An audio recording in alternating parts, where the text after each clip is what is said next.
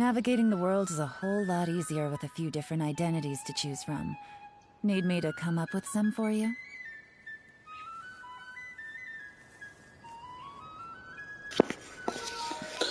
Buenos días, buenas tardes, buenas noches. Good morning, good afternoon, good evening. It doesn't matter when you watch, as long as you're enjoying the content and me, the streamer.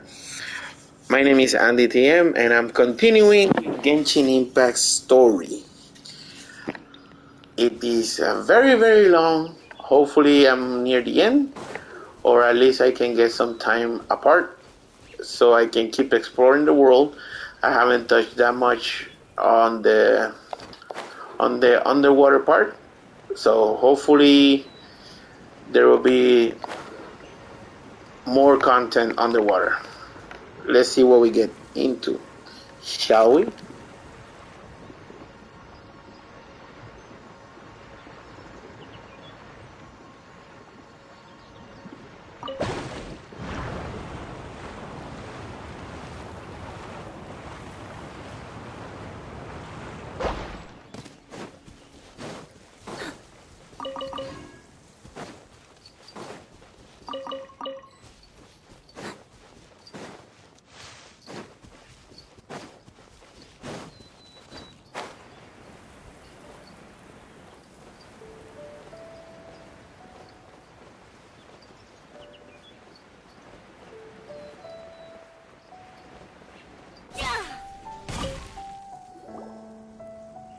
Oh, it's you two. Did Miss Navia invite you to come pay your respects to her father? Mm-hmm. We ran into Navia on the streets today, so we just followed her here. I see. Then is there something that I can help you with? Well, it's pretty hard to run into you like this, since you're usually super busy. So we figured we could try to ask you a few questions, if that's okay. Please feel free. Though outsiders, you helped us solve one of the greatest mysteries in Fontaine, and it would be my pleasure to return the favor.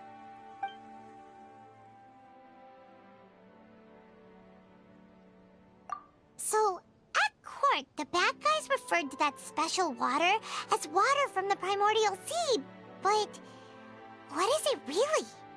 Truthfully, that name is already quite accurate. I can only surmise that Vacher and his ilk only learned of its nature and existence after extensive research. There used to be a special sea on the surface of this planet.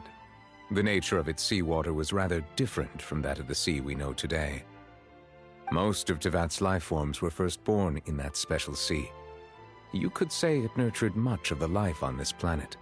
Huh. So it really was where everything began. It makes sense to call it primordial then. But today, the primordial sea no longer exists on the planet's surface. What Vacher discovered must have been some kind of special case, or a remnant from a truly ancient age. Huh. So that's how it is. Oh, you really know everything, Monsieur Neuvillette. But if that's the case, then why would people, at least people from Fontaine, dissolve in that kind of water? Indeed. Why would the primordial sea, which was known to engender and nurture life, suddenly reverse itself and devour life instead? To be frank, that also doesn't match my understanding of this world and its laws. There must still be some unknown secrets around the people of this land. Is there anything else you'd like to ask me about?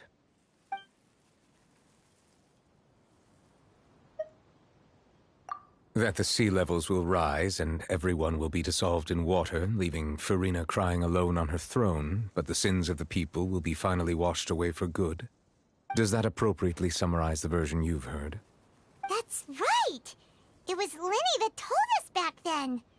And that about covers all the main points. Yes, up to the present, I think we reached a point where we have no choice but to confront this prophecy directly.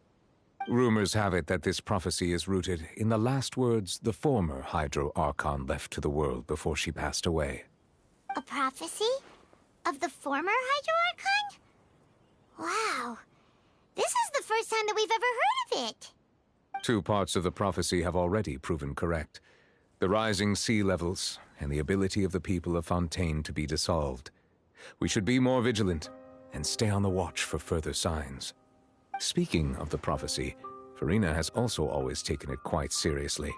Indeed, she has been collecting information and intelligence from across Tevat for this purpose. If the rumors were true, then perhaps this prophecy is the conundrum left to Farina by her predecessor. But with Farina being the way she is, can we really trust her to solve it? Is there anything else you'd like to ask me about?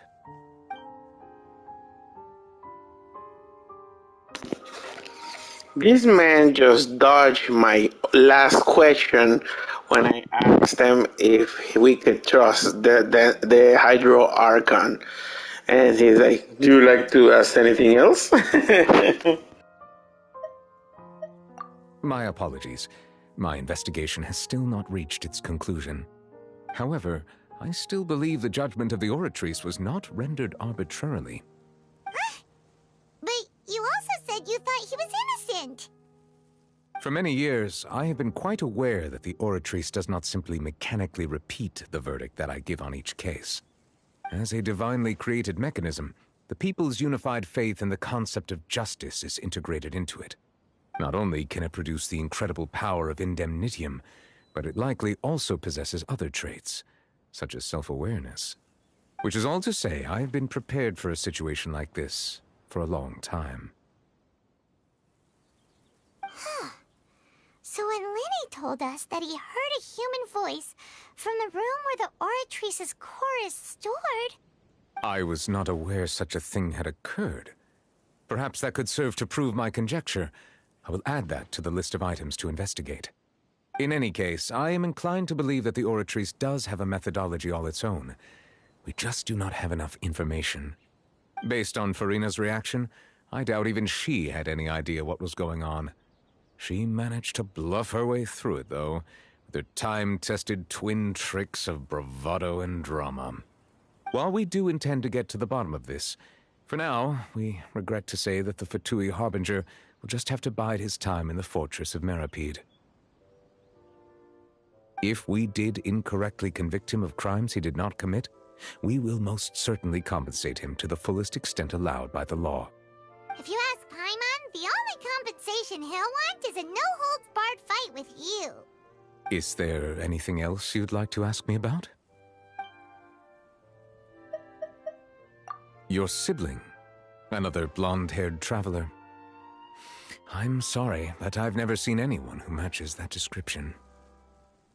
If she ever stepped foot in Fontaine, I'm sure she followed our laws to the letter, and had no reason to appear on the stage of the opera Epiclese. Is there anything else you'd like to ask me about?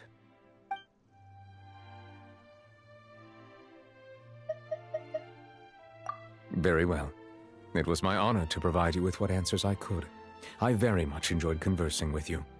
It will soon be time for me to leave this blissful tranquility behind and return to Palais Memornia. You really are super busy, Monsieur Neuvillette. Paimon thought you only came here to pay your respects today because you had the day off. Crime and villainy do not have the day off, and so justice must work around the clock as well. This is merely the nature of a justice's work. All right, you've got a point. Huh? Paimon just noticed that the rain has stopped.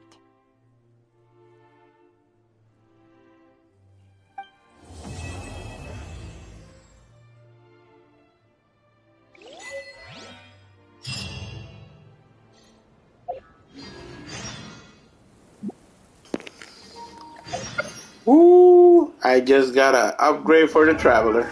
Let's see. Where's the Traveler? Here.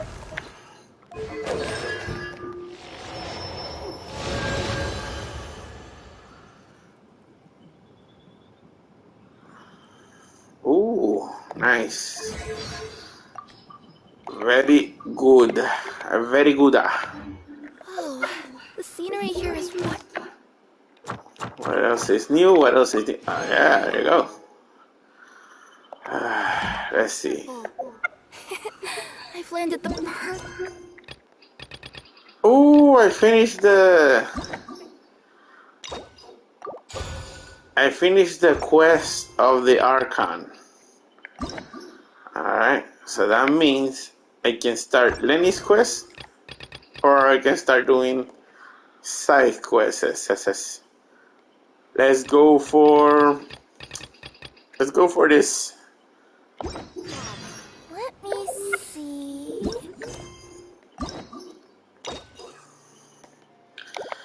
Alright, I'll say okay, here. Alright. Okay, let's get going. The next location on my list is really far away. I'm gonna continue with the story since I already started, and I should have finished yesterday, but since it was pretty long, so I decided to do it later. Okay. Gotcha. Take flight.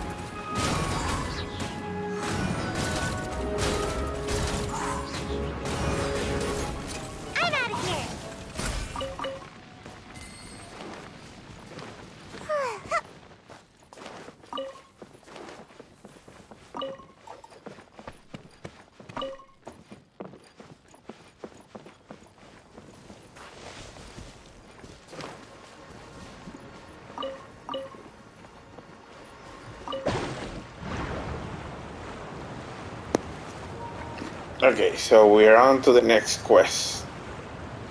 But I was wondering if I'm missing out something over here.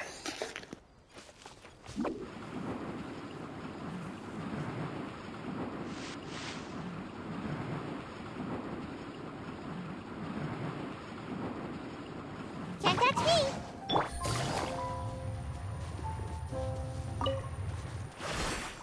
Take it easy.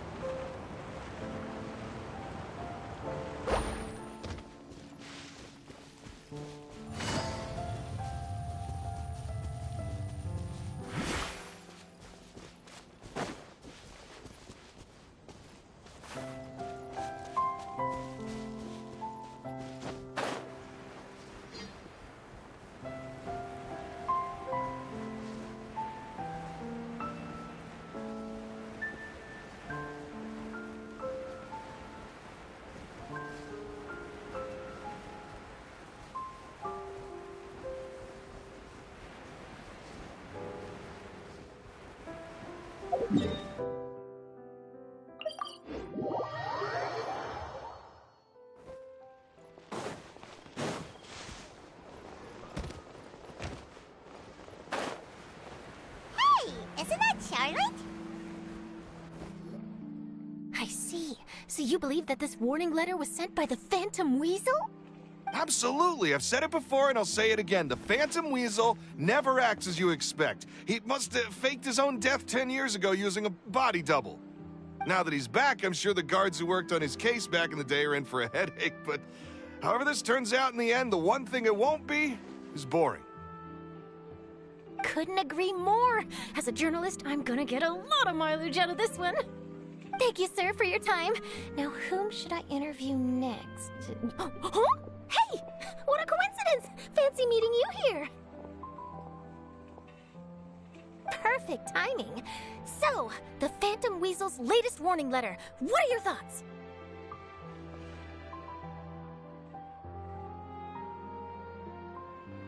Yeah, this is the first time we're hearing of this one.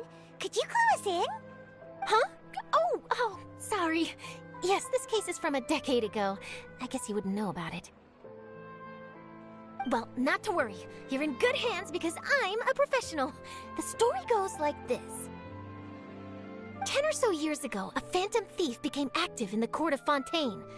Known only as the Weasel, nobody knew his true identity, and the authorities never managed to catch him.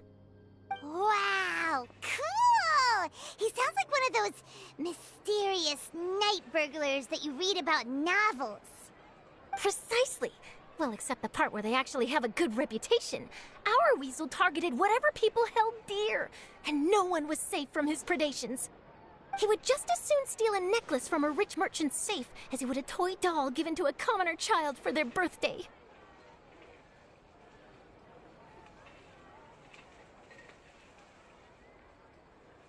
I know!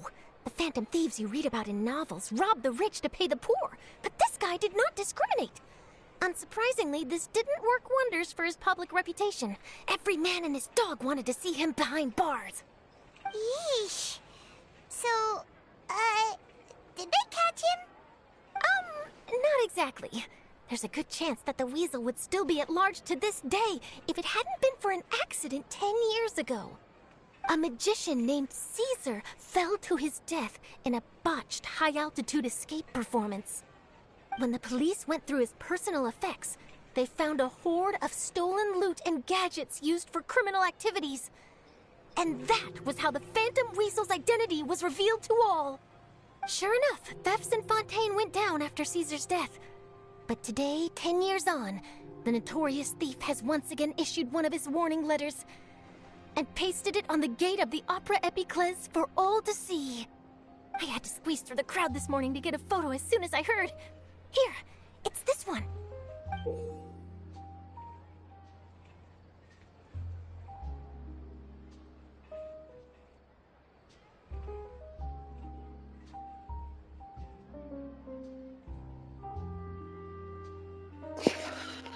Bro, those are not letters, and I do not understand them. So, this is the warning letter, huh? Let's see what he wrote.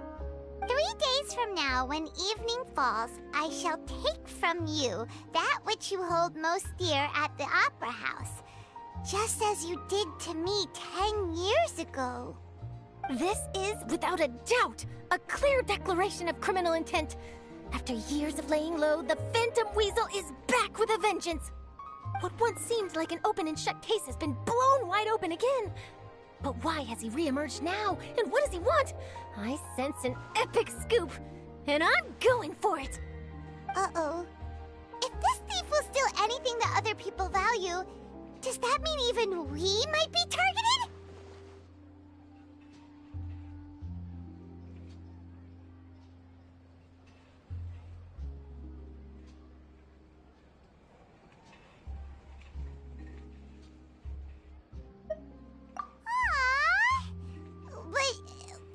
Doesn't want to get kidnapped? Well, he'd have to go through you first. You would stop him, right? Okay, the people have spoken. It's clear that the public are very concerned about the Phantom Weasel's reappearance. Let's see, I've got a photo of the letter, my interview notes. Yep, that should be enough to form the skeleton of my article. It does feel like something is missing, though. Something exclusive. Who should I interview next? I need someone with a more concrete connection to the weasel. Is that who I think it is? Lenny!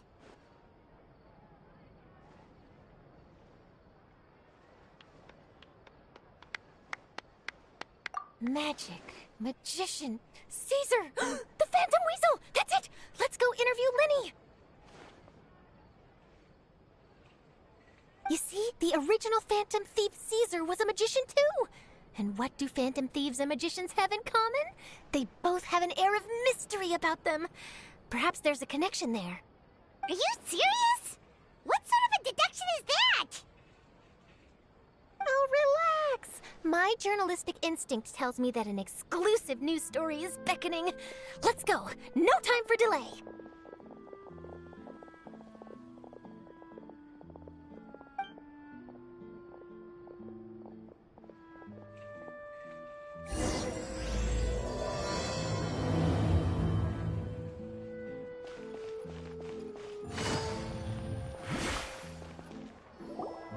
Wow, Mr. Magician!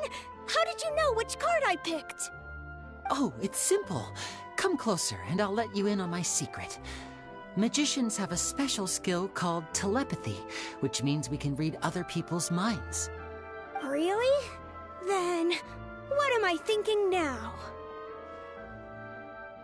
Well, first you need to relax, because I can see that you're clenching your fist in your mind, as if to say, no, I mustn't let him guess it. Aww. And now you're getting a little flustered. You're trying to find a way to empty your mind, to think of nothing at all. But the more you try to hide a secret, the easier it'll come out. You snuck out from home today, didn't you? You told your family a little lie so you could come out and play. Now, that's not a good habit. You can tell? Oh boy, you really can read my mind. Of course. Oh, and that's the end of my performance. You should really be heading home. Remember to apologize to your family, all right? They must be worried about you. All right, got it. Bye, Mr. Magician.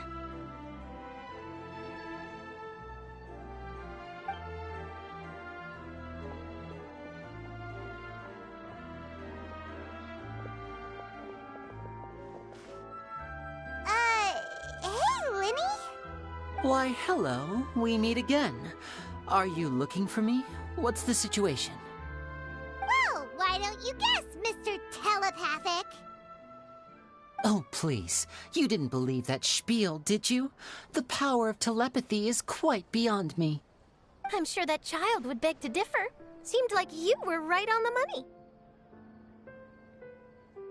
That was nothing more than a little trickery. I made an educated guess based on his micro-expressions. That, plus the fact that he was the only kid here without his parents, and he looked as guilty as sin. He made it easy for me. You guys, on the other hand... Let me guess. Don't tell me you're here for the Phantom Weasel, are you? Wow, got it in one! Is this more of your trickery at work? Wait, really? No trickery this time. It was pure luck. His warning letter's been the talk of the town, so I figured that maybe you were asking around about that. Bingo! I plan on writing a column reporting on the latest news about the Phantom Weasel. So, Lenny, what are your thoughts on this infamous thief's reappearance? To be honest, it makes me angry. Angry? Why? You read his letter, right? The Phantom Weasel claims he's planning something in 3 nights' time at the Opera House. That's the night I'll be performing there. Huh. What are the chances? Wait a minute, you don't think he's after you, do you? Well, if he is, then his warning is clearly a direct challenge to me personally. And if he's not, then it's still going to be a huge headache for me. The mere mention of the Weasel's name is enough to scare people off. So once the contents of that letter get out, barely anyone will be showing up to watch my show. But I've been preparing for this for a long time. I'm not about to let him ruin my big day. This leaves me with only one choice. I have to expose the Phantom Weasel's identity before the show begins. Really? So what you're saying is, we might get to see a live duel between a famous magician and an infamous thief? Wow, this has exclusive written all over it! To be honest, I'm not sure if I'll emerge the victor. The Phantom Weasel is a notorious crook, infamous for his inscrutable methods. You're being far too modest, Lenny. I think your magic tricks are even more inscrutable than those of a thief. Thanks for the compliment, though I have to say I don't care much for the comparison. A lot of people liken magicians to thieves because we both have the ability to make things disappear without the person noticing.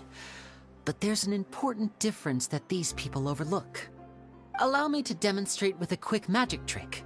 Here, I have a flower, just an ordinary flower that was picked not long ago. Watch it carefully now. 3, 2, 1. It's gone!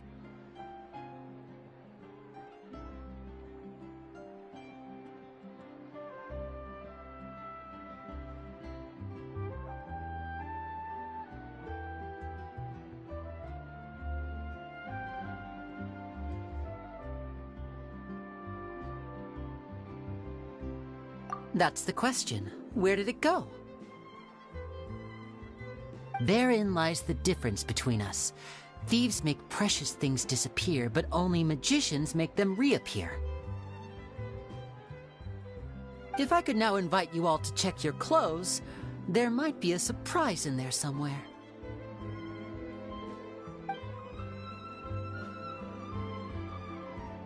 A surprise? Let me see!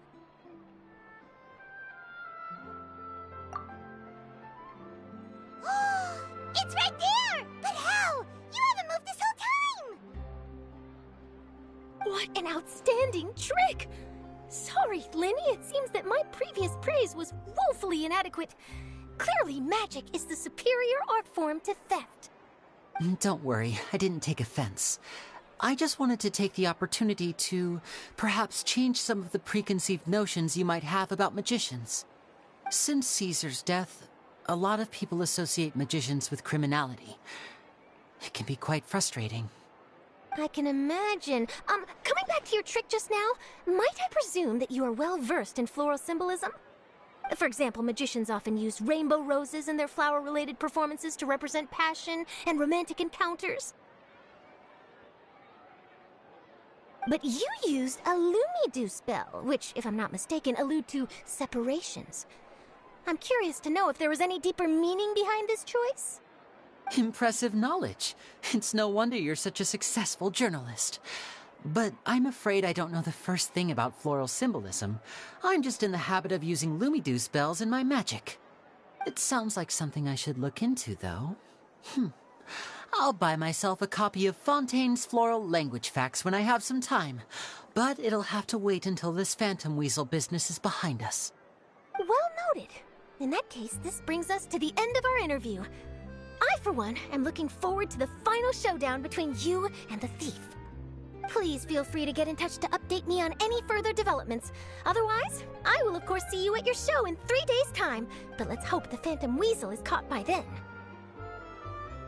If there's nothing else, I'll be off. You've given me lots to work with here, and I've got no time to lose if I want to write that exclusive piece. I'll see you all later.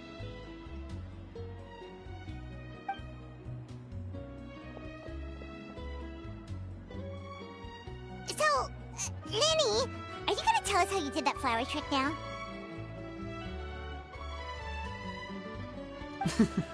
I'm afraid that's my little secret. Aww. Well, magicians are entitled to their secrets. But Paimon's really itching to know how it's done. You feel it too, right? So itchy. Not so itchy then, huh? Well, since you're so concerned, how would you like to serve as my temporary magician's assistants and help me investigate? Magician's assistants? Oh, that sounds fun! Assistants are technically magicians too! Also, it'll bring us one step closer to figuring out how that darn trick is done! Shall we go for it?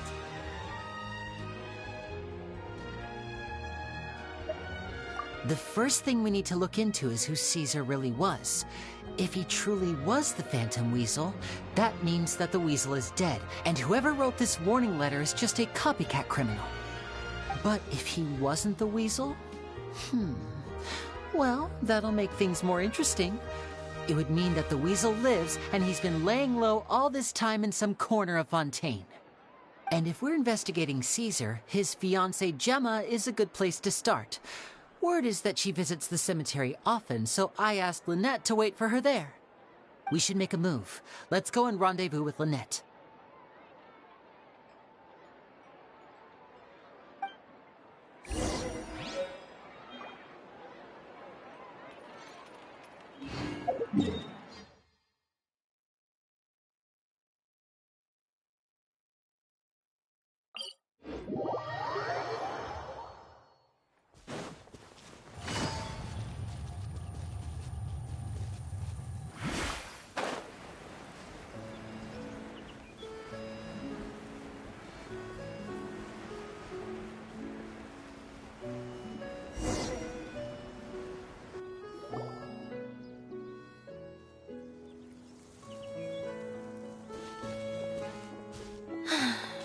You took your time. Sorry, I bumped into the Traveler and Charlotte en route, and we ended up chatting for a while. It's been a while, Annette. We're working as Lenny's temporary assistants in the investigation of the Phantom Weasel. Thank you. It's good to have you helping. So, what's the situation? Have you seen Gemma? Nope. I've been here a while, and she still hasn't shown up. How bizarre. Maybe it was bad intel. Well, we won't get anywhere by standing around waiting. Traveler, Paimon, let's go ask around.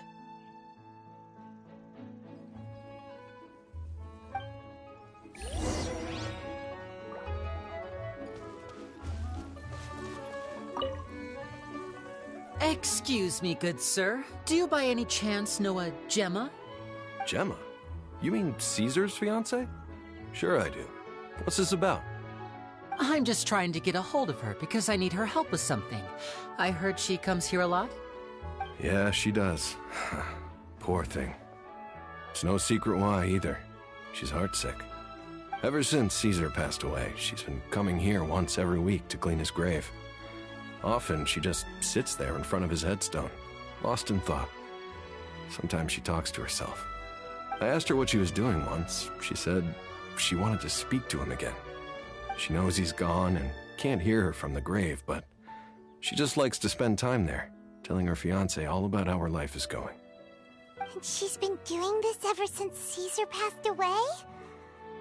Oh, so 10 years. Wow, their love must have been really strong. I'll bet. Caesar's reputation fell apart after his identity was revealed, so no one else visits his grave. Gemma's the only one who still thinks about him after all these years. I don't know if the mind lives on in the waters after death, but if it does, I'm sure Caesar must be grateful to have someone who remembers him fondly. If I'm honest, I think this is all so unfair to poor Gemma. Her fiancé was a low-life crook. He doesn't deserve someone like her. Anyway, all of that said, she's running later than usual today. Normally, she'd be sitting in front of his grave by now. I wonder if she's okay. Well, that's everything I know, I'm afraid. You might have more luck asking some other people. All right, well, thanks for sharing all of this with us. We'll keep asking around. You're welcome. I just hope she'll be able to move on one day.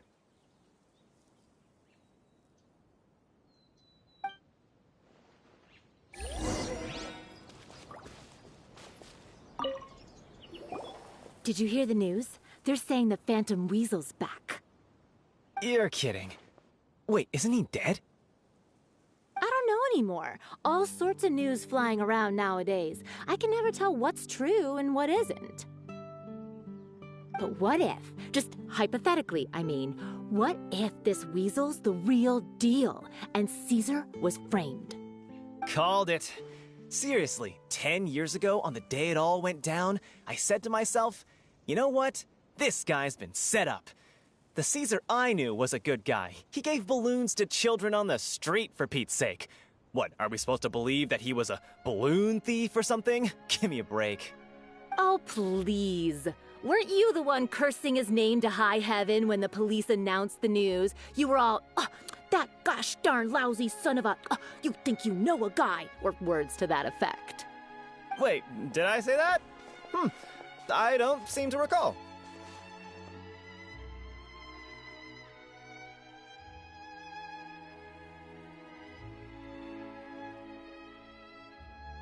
Hello there. Sorry for disturbing you, but I couldn't help but notice you were discussing the Phantom Weasel. We're actually quite interested in this topic as well, but we're struggling to get to the bottom of it. Do you think you could spare a moment to tell us a little bit about Caesar? You've come to the right people. Yep, I was there. Back when Caesar used to perform magic tricks on the street. He was a great magician. The best trick I ever saw him do was pop a transparent balloon, only for a whole bunch of doves to fly out from the inside. I was right up close and didn't blink or look away once. But for the life of me, I still don't have the faintest clue how he pulled it off. Really incredible stuff. I saw him perform too. He always used to bring some gifts along for the kids who came to watch his show, and he'd hand them out after he was done. Sometimes he even got the kids to write their wishes down, and then he'd make the items on the wish list appear in his next show. Huh. He doesn't sound like such a bad guy. But after he died, there were also rumors that he used the wish list to find out what was precious to people, with the intent to steal it later. As I'm sure you know, the Phantom Weasel would steal just about anything from anyone. Whatever the case, now that the Weasel is back, Caesar's become a hot topic once more. I bet Gemma must be pleased. If Caesar's name gets cleared, maybe it'll finally give her some solace after all this time. No, speak of the devil. That's her over there. If you've got any more questions about Caesar, she's definitely the one to ask.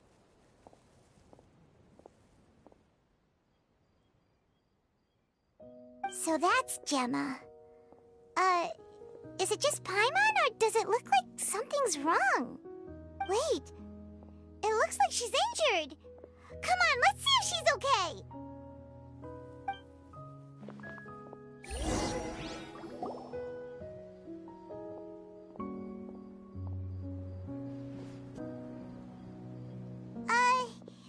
Hi there. You're Gemma, right?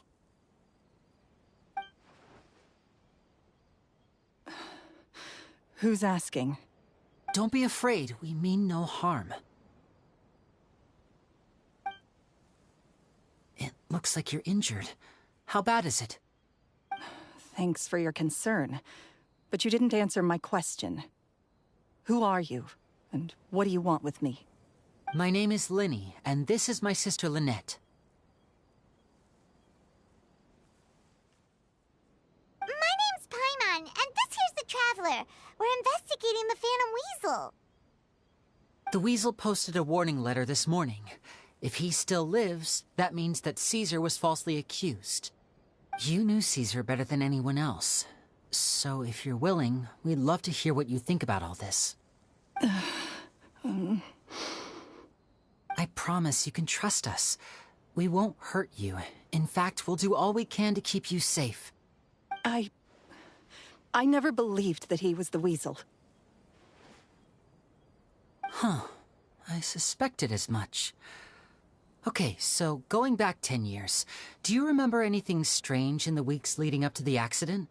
Did Caesar have a falling out with anyone, for instance? No, not that I know of. Got it. All right, sorry for disturbing you. If you don't have any more questions, please leave. I want to be alone with him.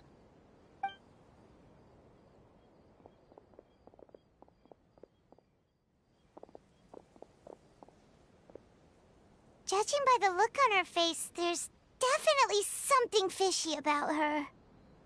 She's lying. She definitely knows something.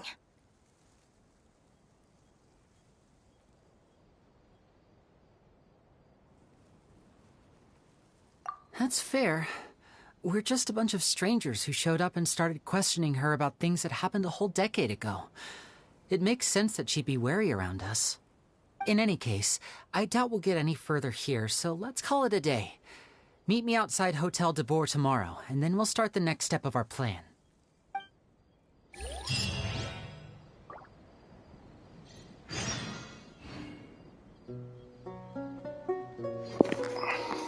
Alright.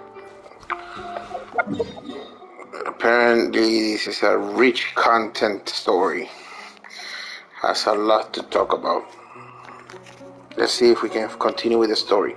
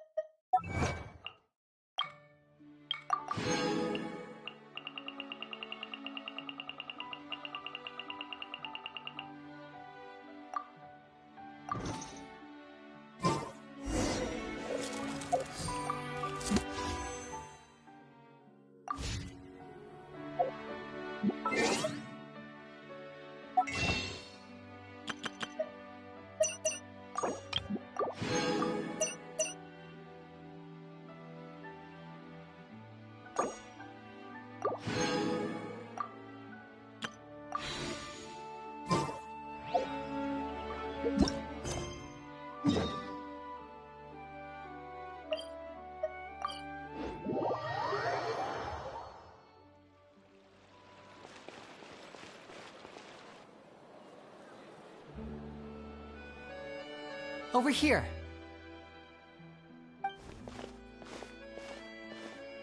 Lynette's not joining us today? I've had her follow Gemma and see if we can make any inroads with her. They should be at a cafe right now. Still, I don't think that Gemma's likely to open up to us. So, we need a contingency plan.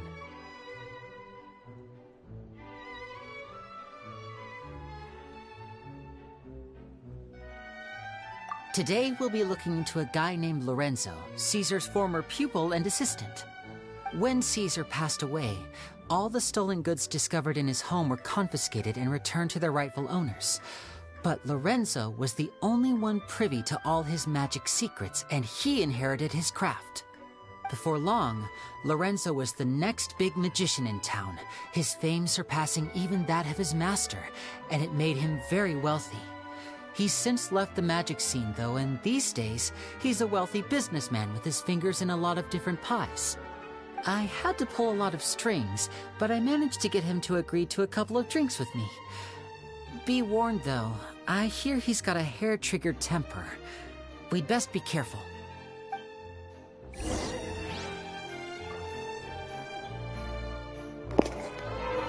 Alright.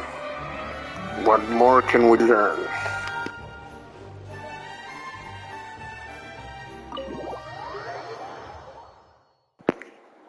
Hopefully this will be as interesting story as the other one. You neglected to mention that you were bringing 2 other people with you. My apologies. These 2 are my assistants. When they heard that I was meeting with the former magic maestro himself, they begged and pleaded with me to bring them along. And if it's no trouble, a couple of autographs would really make their day. Oh, forget the pleasantries, just sit.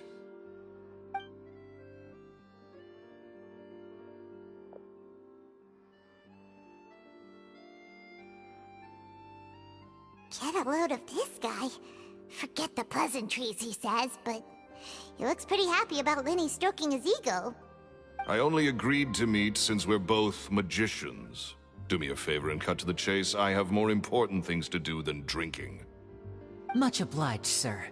As it happens, the matter I want to address is also related to magic.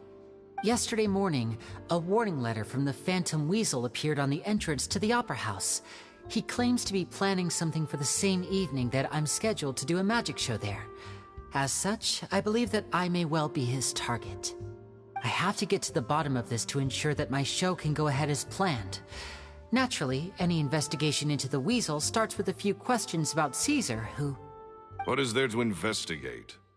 Caesar was the Weasel and he's been dead for 10 years. So what if some sick creep thought it'd be funny to write a warning letter? It changes nothing. Are you trying to tell me you actually bought it? Please, sir, no need to get so worked up. I do concede that a copycat is but one possibility. Possibility? It's a fact, Lenny. Look, my patience is limited, so listen carefully while I'm still willing to put up with you. The Weasel is dead. Period. Everyone knows that, so do yourself a favor and quit this investigation. It'll lead you nowhere. Look, if this affects your magic show in any way, I will personally compensate you for any losses. Oh, sir, I'm honored, really. But this isn't about finances for me. My pride as a magician is what's at stake here, Lorenzo. Copycat or not, this person has thrown me the gauntlet, and I must meet their challenge head on. Your pride? Don't mince words with me, boy. Just tell me, what exactly are you seeking to do? I want to find out the Phantom Weasel's true identity. I have to know for myself what really happened 10 years ago. What would that accomplish? And what do the events of 10 years ago have to do with you, anyway? Look, you of all people should know that a magician never reveals their secrets. And in any case, dead men don't talk. So if you really care about your magician's pride, then you'll forget about Caesar and move on. Uh-oh. This is getting awkward.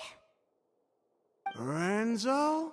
Is that? Oh, it is you! I know that big, booming voice anywhere. What's up, my man? Want to grab a drink with me? Another day, I'm busy. Oh, come on. You can't be all business all the time. You know what they say? Live fast, die young. You gotta learn how to kick back and relax once in a while. If I wanted your life advice, I'd ask for it. Now get out of my face and go be drunk somewhere else. Sorry, my good sir. I don't believe I've had the pleasure. Oh, hey! Edmondo. He and I are business pals. We worked together a bunch of times. This is your first time meeting him? Oh, he's always like this. Foul-mouthed and hard-nosed. Never heard a kind word out of this guy the whole time I've known him. And he wonders why he can't get a girlfriend, despite being, what, pushing 40, 30, something? Anyway, point is, a lot older than when he first got rejected by the girl he was into. And he's still into, from what I hear. Shut up and get out of my face. Another word out of you and you can forget about doing business with me ever again. Do I make myself clear? Sorry, I may have had a little too much to drink. All right, I'm gonna leave. Don't work too hard.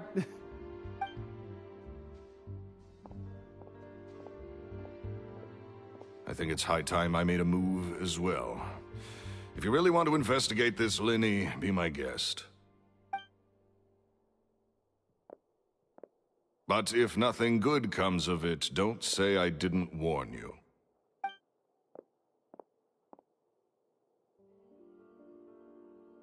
Well, that fell to pieces in a rather spectacular fashion. Any thoughts? Totally. And what was all that about compensating you for your losses? Why would someone you just met make an offer like that? He's gotta be hiding something. And not like Gemma. She was a little suspicious, but this guy's definitely covering something up. I think so too. We need to look into Lorenzo more closely. That guy Edmondo seems to know a thing or two about him. He only just left. Let's see if we can catch up with him.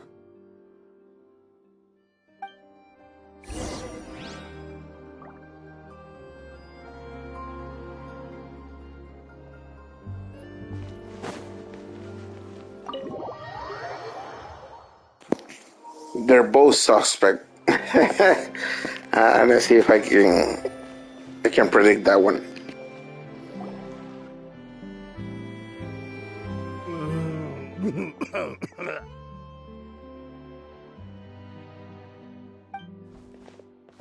You okay there? Who are you? Oh, it's you guys. Don't worry about me. I must have had one too many. I just need to ride it out. I say way too much back there, didn't I? Yeah, I nearly talked myself into complete financial ruin. Note to self, no more drunken chats when Lorenzo's around. So, he was serious about threatening to cut you off? Ugh, Paimon knew he was a bad egg. Hey, keep your voice down. Don't go prying into Lorenzo's personal affairs. Bad things happen to people who ask too many questions, or make an enemy out of him. What kind of bad things? Don't even ask. I'm sorry, I'm gonna have to cut this conversation short. I'm not crossing that line again. And take it from me, trouble with Lorenzo is one thing you don't need in your life. You saw him flare up back there. I don't know what you said to him, but clearly it touched a nerve.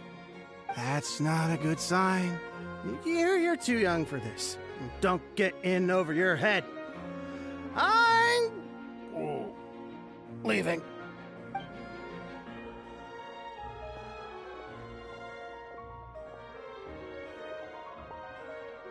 And there he goes.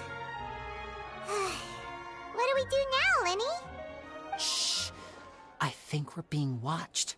Someone was listening in to our whole conversation. Don't say anything and don't look back. Any altercation in the city will attract the guards. We'd better take this elsewhere.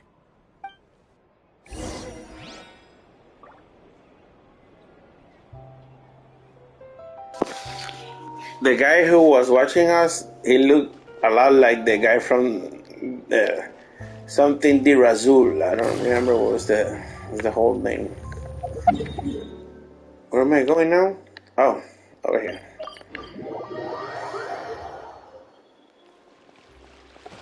Alright, let's continue over there.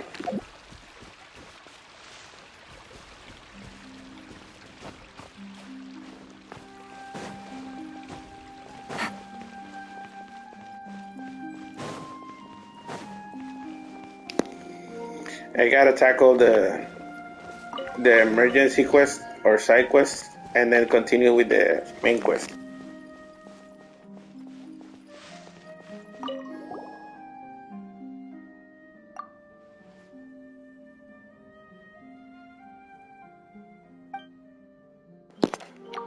Thank you. That was what I meant. Yes.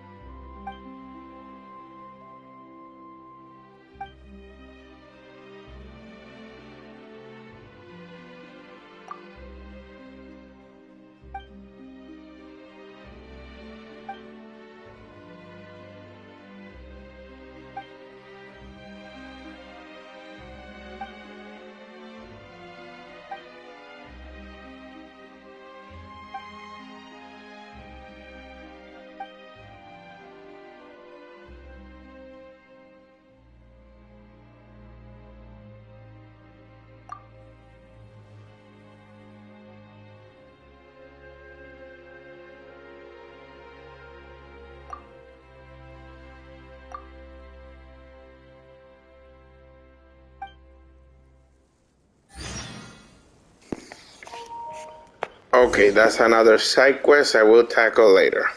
Now let's continue with the main story. Because there's lots of story I got in the side quest. Look at all those. Too many, if you say.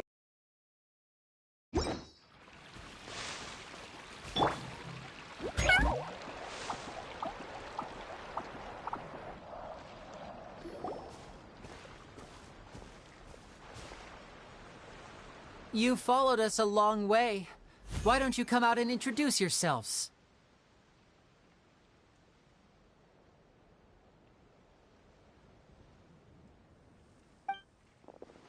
So you're Lenny. And where's your sister? Ain't she with you today? Save us the trouble and go fetch her for us. Let's not drag this out. Well, I guess I was wrong. But let's see where this goes out to. Paimon doesn't like the tone of your voice, mister! Who sent you, huh? Save your questions, missy. You ain't gonna need answers where you're going. Capiche? Looks like we can't avoid this fight. Now, I'm not the strongest fighter, so I hope you're ready to back me up. Don't worry, we got this!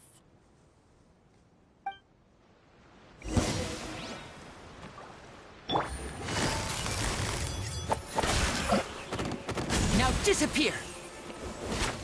And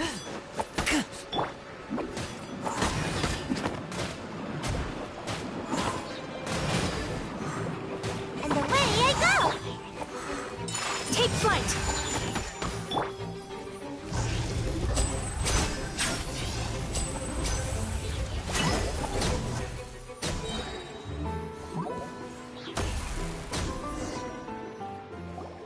Curses. They're tougher than we thought. Vision wielders are always trouble. Intimidation ain't gonna work like it did on the lady. Come on, let's scram! Hey, wise guys! We ain't through with you yet! Oh, they got away! Did you catch what they said just before they left? Something about intimidating someone else. Sounds like they just wanted to rough us up as a scare tactic, and they've already done it to someone else, but who? You're right. She was injured when we saw her yesterday, and she acted like she had something to hide. Maybe she was too scared to tell us the truth because those guys had threatened her. Well, if that's the case, she should be more willing to open up to us once she learns that those thugs won't be bothering her anymore. Let's head back to the cafe and see if we can get any information from her.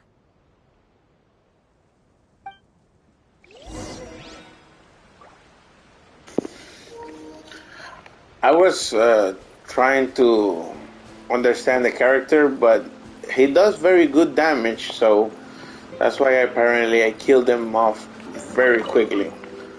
Hopefully next time I could test out his ultimate. Now, where should I go? Oh yeah, there you go.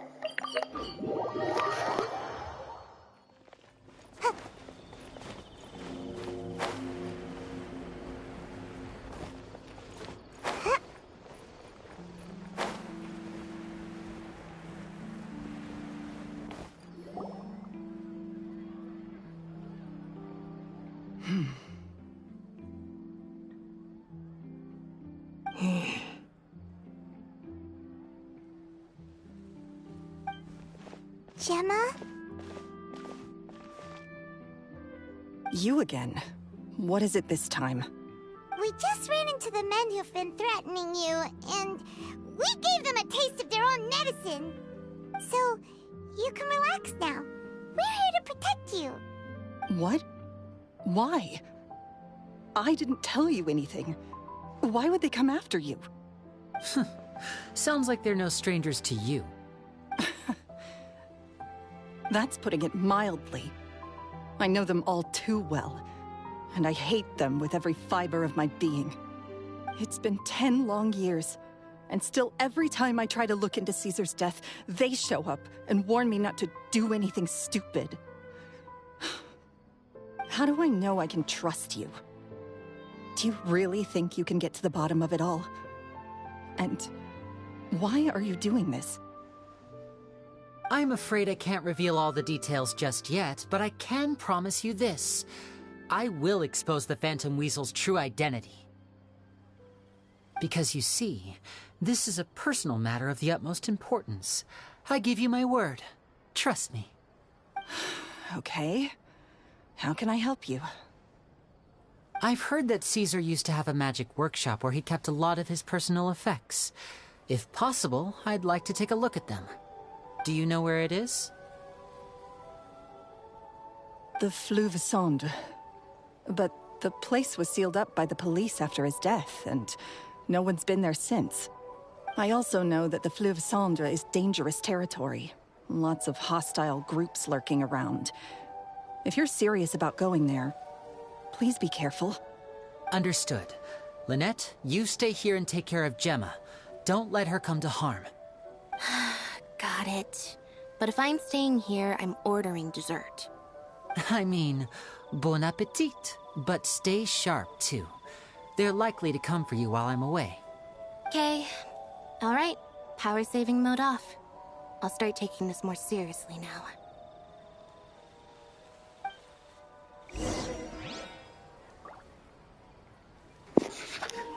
Power saving mode off. That's funny. That's funny. No more free coffee for me.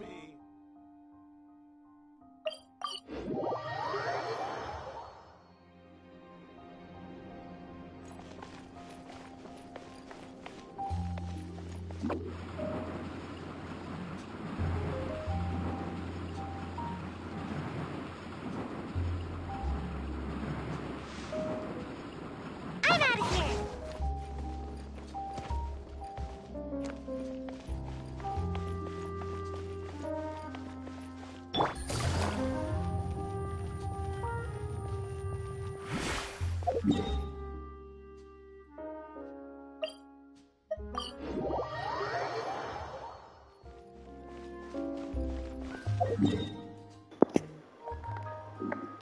I'm actually lost. Where the hell is this place?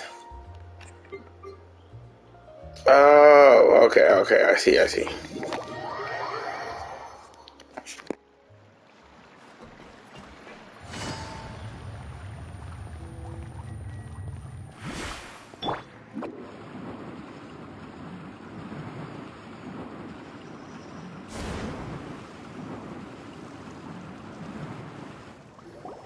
If Gemma gave us the right location, then the workshop should be right nearby. Huh. Looks like these boxes are blocking the entrance. Let's shift them away first. There we go. It should be just down here.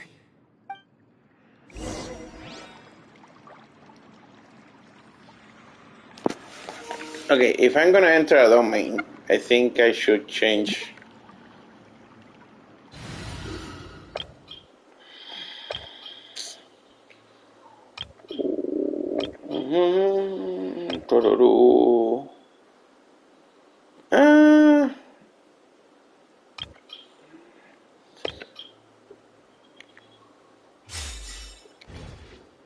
Hopefully this will be enough.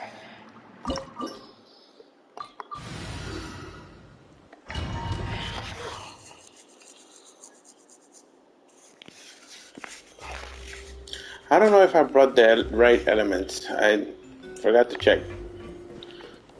Like I said, hopefully this will be enough. Let's go.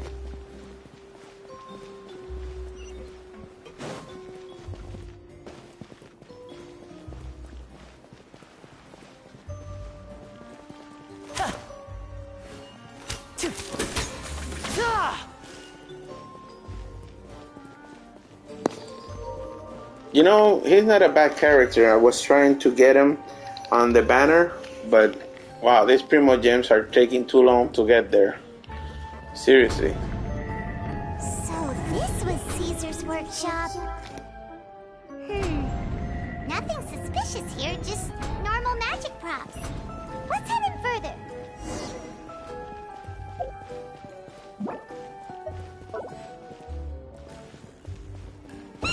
What was that?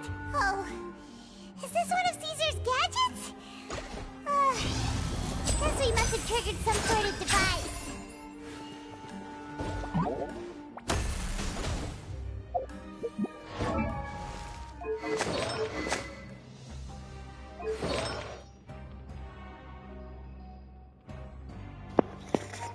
Ooh, they have him with the noblesse.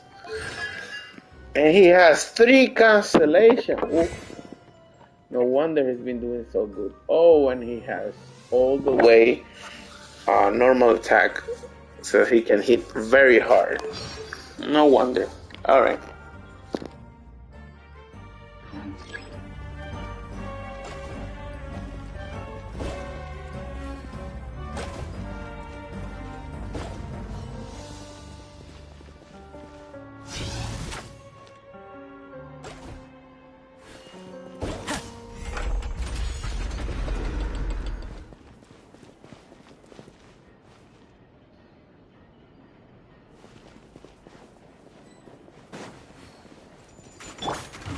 With nature, fallen leaves adorn my... Hey!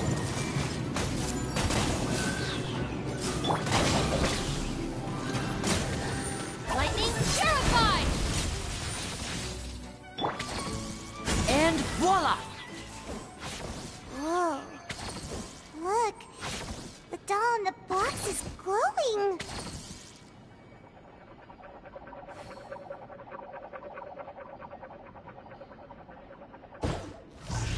There's something written on the card on this doll. Let's take a closer look.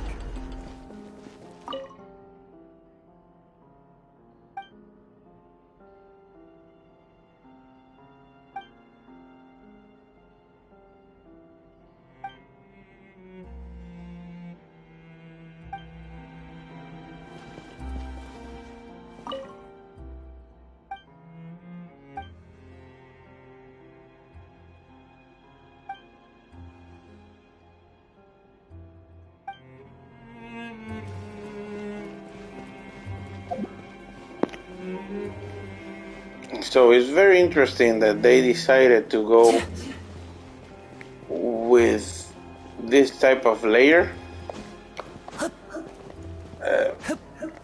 And it's different, but at the same time weird.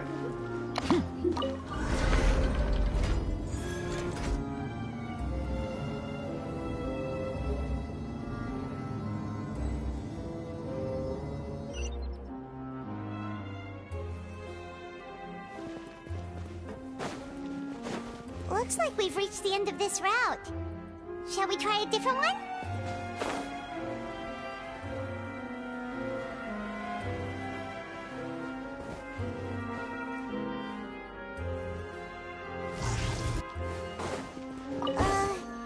These magic boxes are moving. What do we do? One of them looks different from the rest. Let's investigate.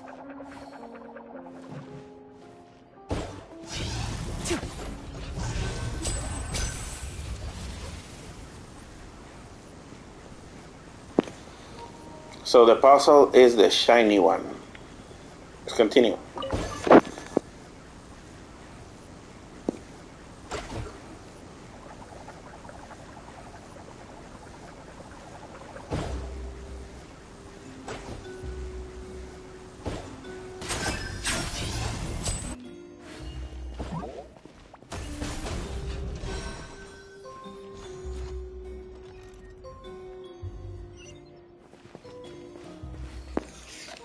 I hit the correct one by accident. That's super lucky.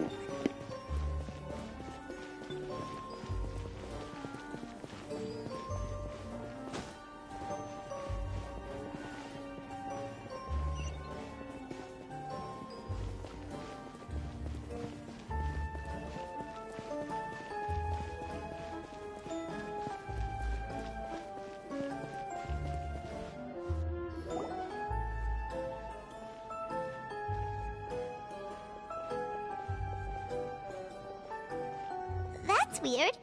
Have we reached the end already? There's nothing here. Maybe this was a wasted trip. This place seems a little too ordinary for a magician's workshop. There's a distinct lack of mystery. We've triggered quite a few devices on the way here.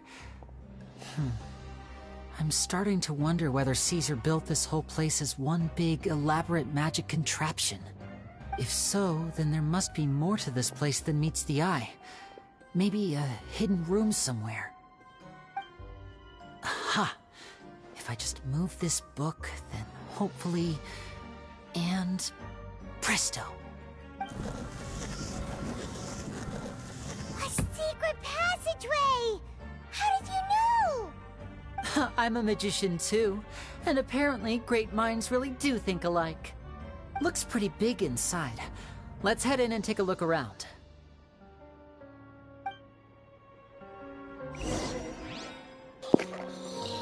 Hopefully this story is not as big as the Arkham quest. So maybe tomorrow I will start focusing on all the other side quests, since they don't have a speech. I can just try to fast forward them. I see everything.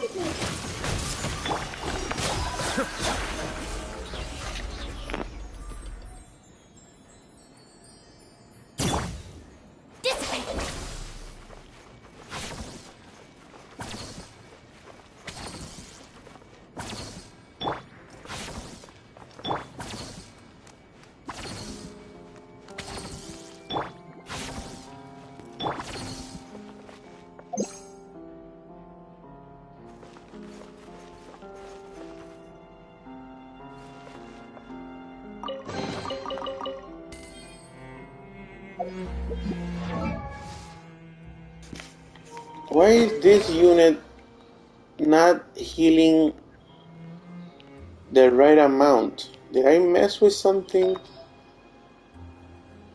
Healing bonus, yeah. HP.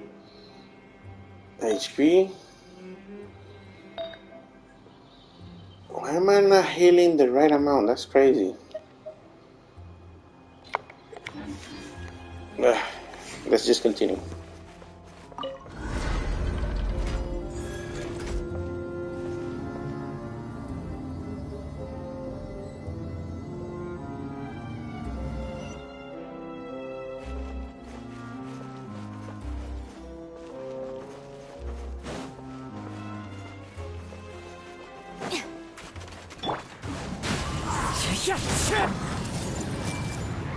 Our bond is strong. Cascade.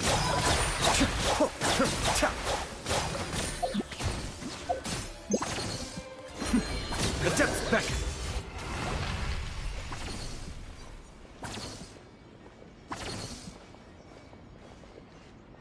Why have you stopped, Lenny? Is there some device in that box? Huh. It just looks familiar somehow. Let me check this out for a second while you guys go on ahead.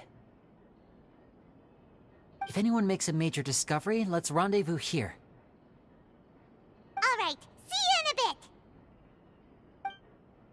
bit. I bet he's trying to learn a new trick from this adventure. Oh, wait.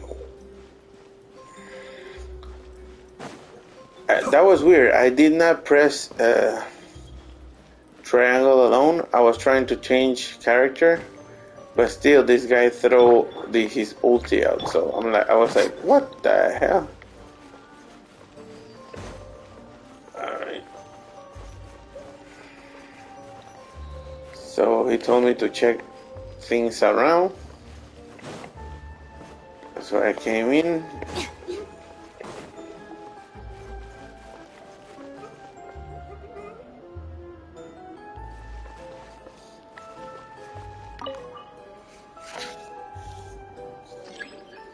Okay, activate without stepping on the same one twice. Okay.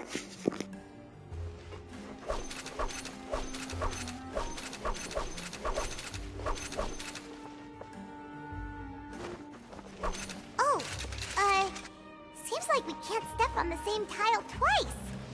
Guess we've got to finish it in one run, huh?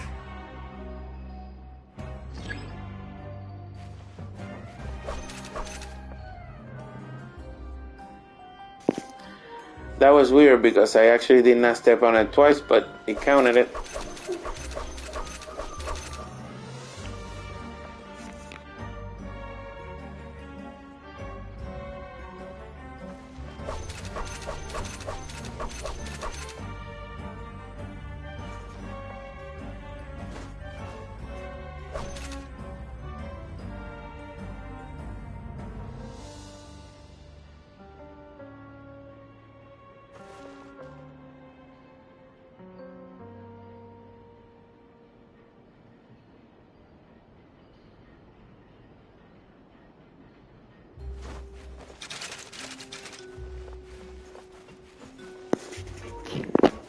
This movie is too fast for me to jump forward like that. Let's see if I can do it through the right side.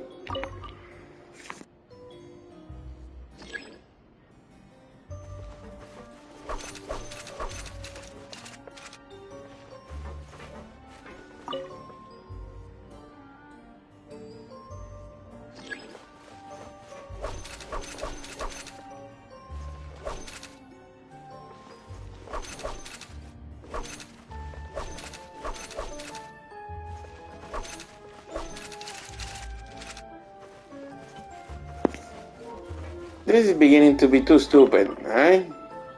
This is just plain stupid.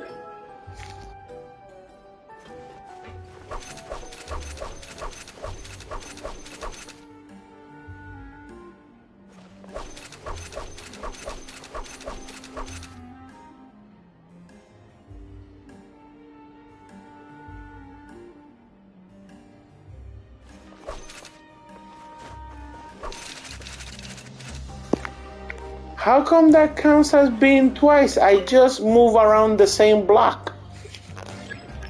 Oh my god, I'm pissed.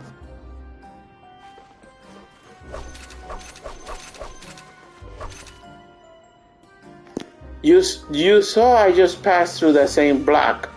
and it didn't count it. It's glitch.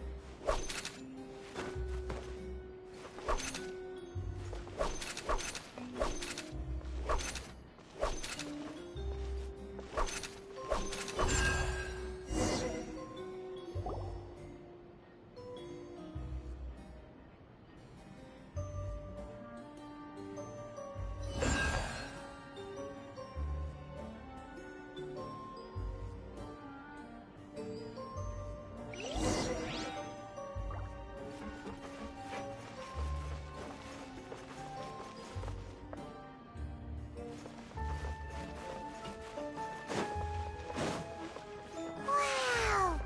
There's a hidden room here! Let's see! Oh, this bookcase is full of Caesar's own notes! He wrote a lot about the principles of magic. Whew. Much too advanced for Paimon. Hey, look! Is that Caesar's diary on the table? This book's thick as a brick! Let's take a peek inside it, shall we?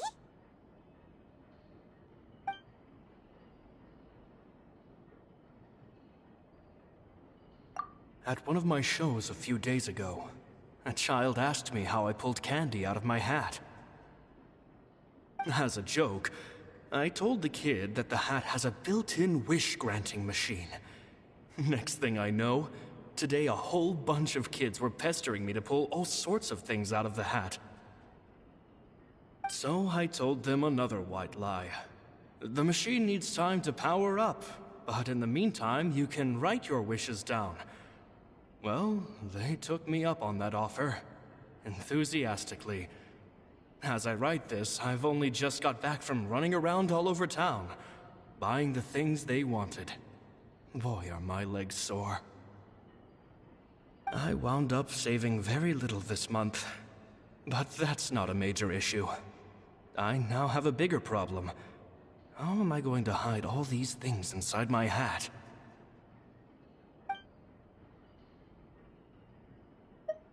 Two children came to talk to me after today's show. I don't know why they were out on their own. They looked much too young to be unsupervised. I do hope they got home safely. Anyway, they said that they wanted me to teach them how to do magic. It's not uncommon for children to ask this, of course, but I've never seen any of them as serious about it as these two. I told them that learning magic is very hard work, but that didn't faze them at all. It's like they already knew. They seemed so committed. I couldn't turn them down.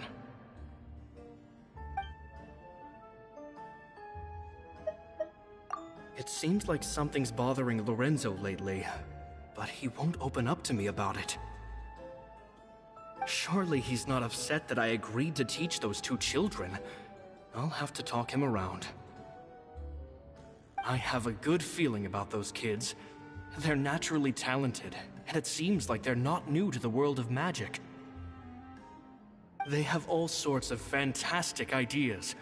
All I'm really doing is helping them develop a more professional standard training plan. They wanted to call me Master, but I told them they absolutely mustn't. Any magician worth their salt could have taught them what I have. They're the geniuses here. Compared to them, I don't deserve to be called any sort of master. With time, I have no doubt that they could become far greater magicians than I. My only concern is why they're so mature for their age. I fear they've had to grow up too fast. I don't dare to imagine what they must have been through. Gemma thinks so too.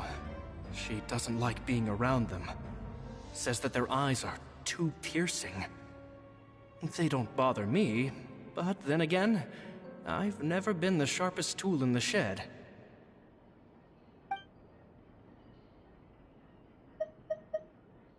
It's nearly time for me to go on tour. I asked the two kids if they'd like to come with me, but they shook their heads. I once overheard them talking about their father and their mission. Sounds like their parents have other plans for them. I guess we'll be parting ways soon. Ha, they're talking about linear Lynette. It's only been 10 days since I first met them, but I think that I've gotten a feel for their personalities now. They're very tough, but also very cautious, and they trust no one but each other. This, I fear, is not a good habit to have. They hide things from me too. For example, when I asked them where they live and why they wanted to learn magic, they lied. That's the thing about children. Whenever they're trying to cover something up, it always shows somehow. I can sense that their lives have been hard, possibly even dangerous too. They're not like other children. It's a shame that I can't do more to help them.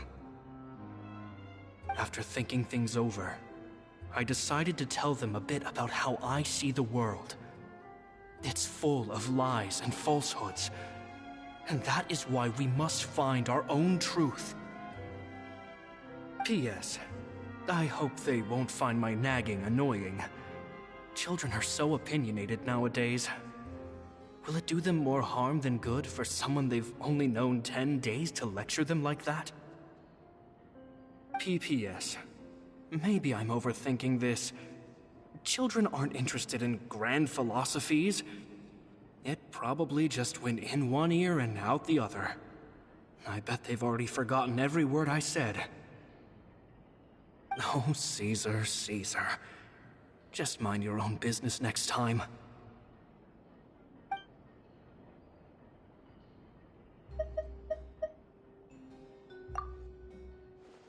Two magic geniuses with a father and a mission, huh?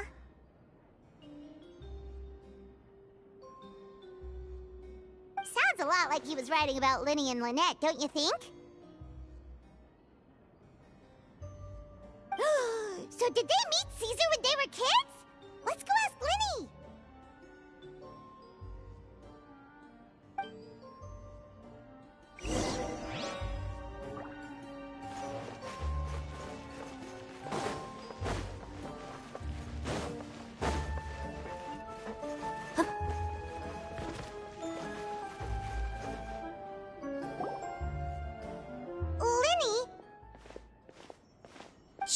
Hold that thought.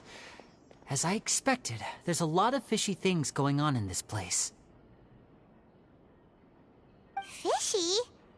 Uh-oh, what have you found? All in good time. Before we go over our new leads, I want to tell you how a high-altitude escape is performed. First, the magician slots themselves into a magic box in full view of the audience. The box is then suspended high in the air, and a short while later, the base automatically opens. At this point, a dummy will fall out of the box, but it looks real enough to grab the audience's attention, and they start wailing and screaming. Meanwhile, the real magician, who has by now blended into the crowd, waits for a good moment to make their appearance and put on a hysterical performance.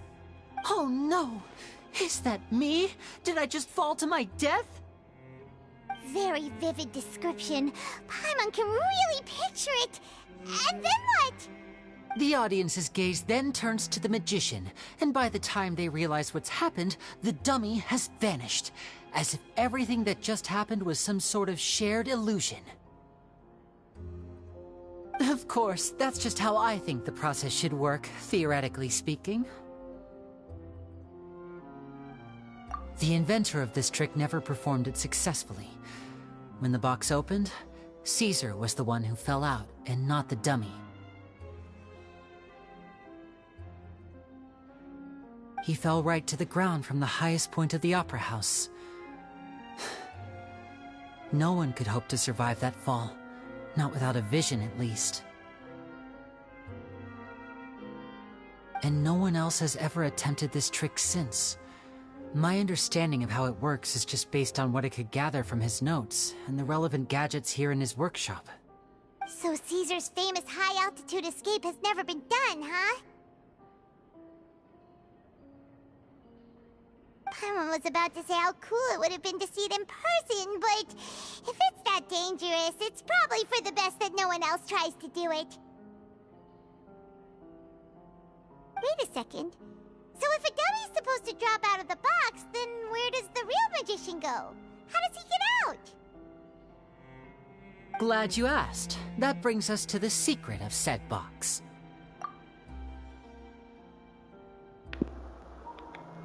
Somebody must have, how do you say, pressed the wrong lever or sabotaged the box so he fell. This box right here is the one that Caesar constructed himself to use in the performance, and it's not as simple as it looks. Inside, there's a device that only the magician himself would know about. Once the magician's inside and the box is lifted up into the air, the audience's view of the box is fixed at a certain angle. From where they're standing, they have a clear view of the front, sides, and bottom, but the back and the top are now no longer visible. At this point, the magician presses a button inside the box, opening a secret door out of view. He then escapes through this trapdoor onto the opera house roof, waits for the dummy to fall and distract the audience, and quietly returns to ground level. That's way simpler than Paimon imagined. Even Paimon could probably do it. Well, there's a little more to it than that, of course. The hardest part of this trick is controlling the audience's mood and reactions. That takes an exceptional degree of showmanship. There's the falling dummy, the miraculous reappearance, the pompous performing. Maybe the magician would even have themselves tied up before it begins to strengthen the impression that there's no escape.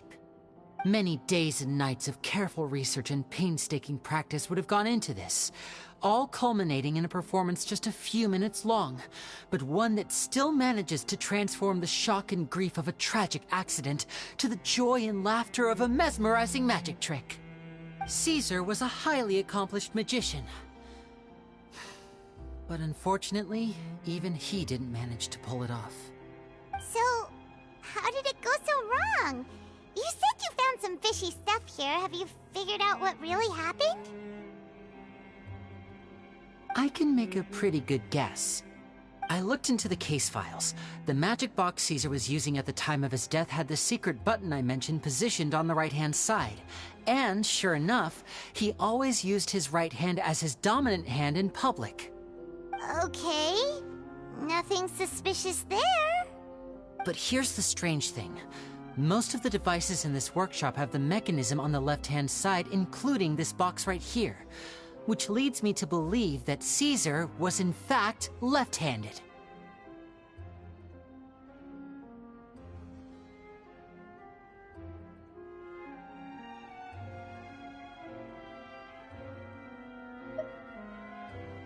Because a magician can't afford to have their most basic habits stand out too much. People naturally focus their attention on the most important details of the task or situation at hand. But a magician needs to be able to redirect an audience's attention at will so as to avoid arousing their suspicion. The essence of magic is getting people to believe a lie. If even the truth raises eyebrows, the falsehoods become all the more difficult to mask. And so, Caesar trained himself to use his right hand to align with his audience's expectations. Great magic always requires sacrifices. But in his most stressful and nerve-wracking moments, and when no one was watching, reflex would kick in and he'd use his left hand. That's why he set his gadgets with the mechanism on his left.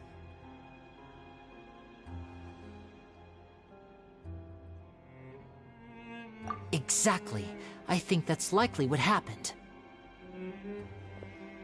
Caesar would have been under a lot of time pressure during the escape.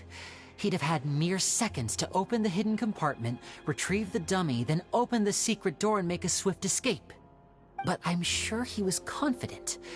He would have rehearsed countless times to the point where it was second nature. He'd barely need to think about what he was doing because muscle memory would guide him through. So he opened the compartment, took out the dummy, checked everything was in order, and then went to leave. With his left hand, he reached for the button, and suddenly, his heart skipped a beat. It wasn't there. Much like when you reach for your keys but find your pocket empty, his mind needed a moment to process what was going on. Instinctively, his left hand would keep feeling around for the missing button, maybe for another second or two, until the bottom of the box gave way. With the stakes being as high as they were, just a 2-second delay cost him everything. The authorities would find nothing suspicious and conclude that his death was due to his own error. When in reality, someone switched the boxes, and they did it to murder him. But how would they be able to make the switch without being noticed? That would be difficult to pull off, no? It would have to have been someone who knew that he was left-handed, and who could move his props around without arousing suspicion. Someone who was always by his side. Isn't that right, Lorenzo? You just couldn't let sleeping dogs lie, could you? There's not a lot of people who'd go to all this trouble for some magician who died 10 years ago. I didn't want to have to do this, you know. Silencing you the hard way just creates more problems for me to deal with. But I gave you your chance. I hoped you'd do what's good for you and back off like the lady, but you disappoint me. You mean Gemma? So you are the one who's been threatening her! Yes, although however stubborn she might be, she was never much of a liability. But you people, you never even knew him, but for some reason you just wouldn't drop it. Which is why you can't leave this place alive. Take them out, and make it quick. Do your worst! Okay, an ass whooping is about to be displayed.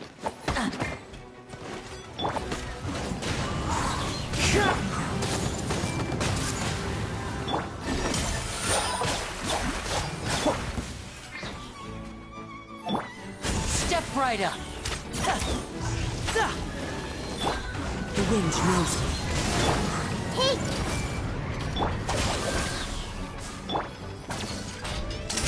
Let's get this show on the road. Now disappear.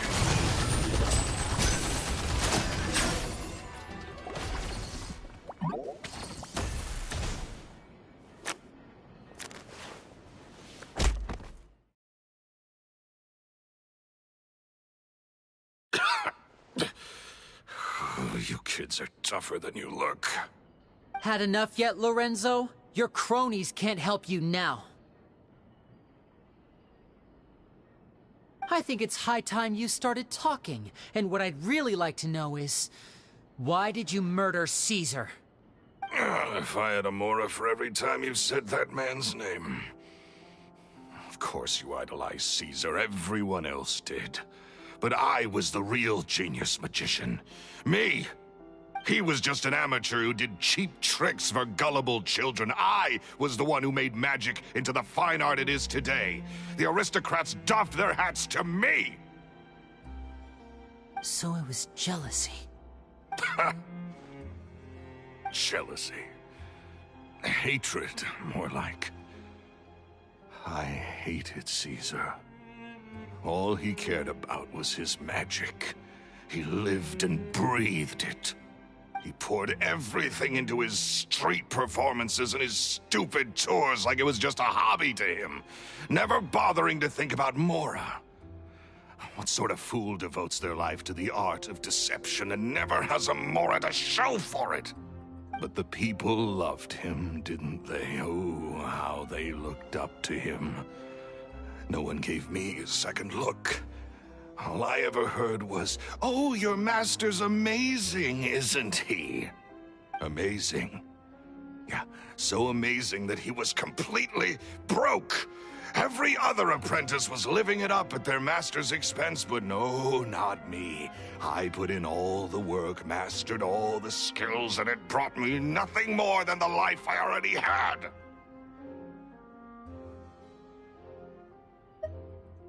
He forbade me from using magic to trick people out of their mora. There was nothing he hated more than that. And with his reputation in Fontaine, it was too risky for me to go it alone. As long as he was alive, if I dabbled in my own brand of money-making magic, he would expose me, and it would destroy me. I had to kill him. There was no other way. He had to go. And this was your only motive? It was reason enough. What other motive would I need? Well, I was under the impression that there might have been other factors at play. For instance, maybe you were in love with Gemma, but she was engaged to Caesar. In love with Gemma? Don't be ridiculous. Guess I was wrong about that then. Next question. Are you the Phantom Weasel? I am. Caesar was so strict with me. He insisted that his way was the right way, that the sole purpose of magic was to bring joy to the world. I never bought into any of that. I was more interested in the practical value of magic. Sure enough, it helped me fill my pockets with all kinds of valuable treasures.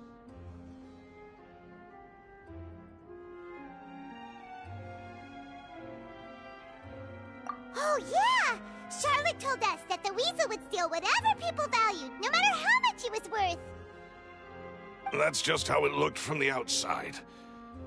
What would any thief want with second-rate loot? I've only ever targeted high-value items. I stole cheap things as a way of practicing my craft. It was other people's overactive imaginations that conjured up the preposterous image they then dubbed the Phantom Weasel. So, that's the story, huh? Well, I hope you're ready to tell it all over again during your trial. What choice do I have? You're a pack of wolves, and you've got me between your jaws. You've seen what's here, and my last-ditch effort to stop it getting out has failed. What else can I do?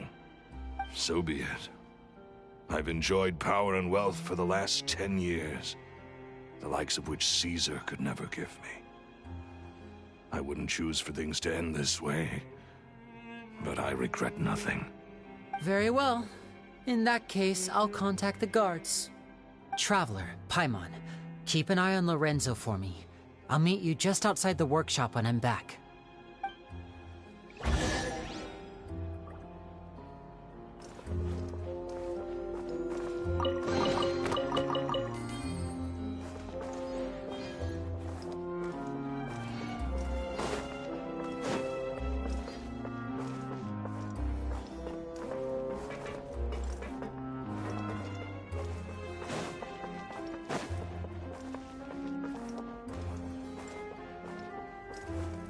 At least I can finally stop looking over my shoulder now.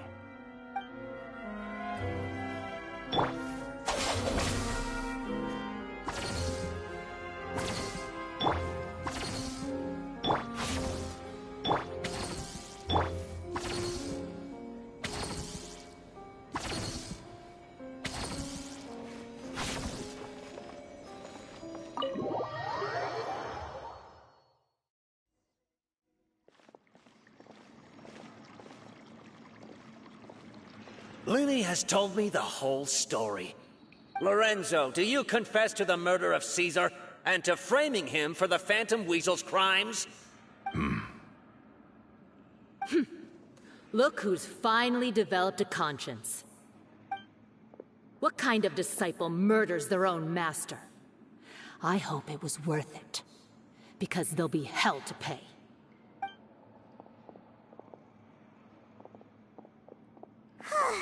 Looks like it's all over. What should we do next, Lenny? Should we start preparing for your show? Let me think. Let's rendezvous with Lynette and Gemma first. With Lorenzo in custody, Gemma will no longer have to fear for her safety. Good point. We should go tell Gemma the good news right away. It'll give her some peace of mind for sure.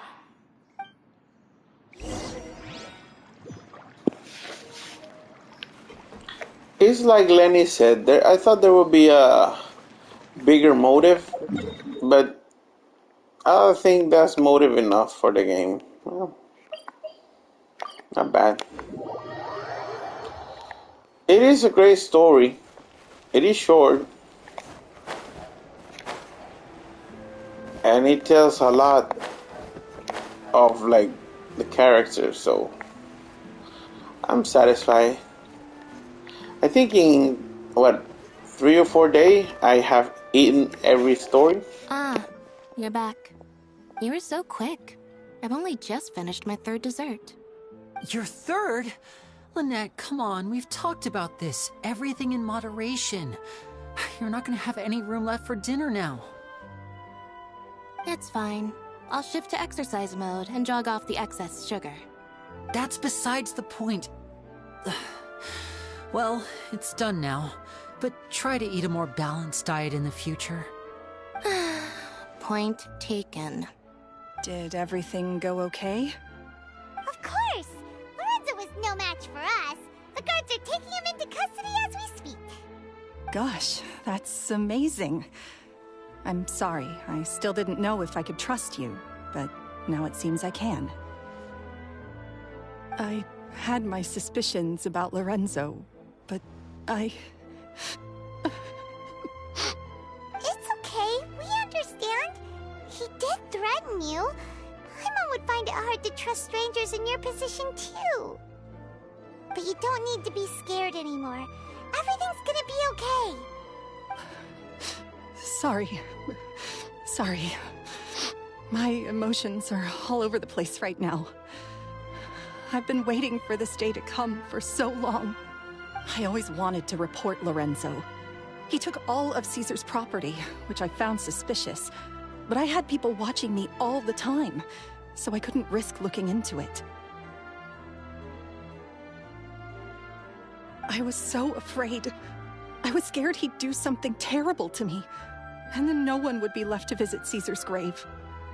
So I never had the courage to speak out.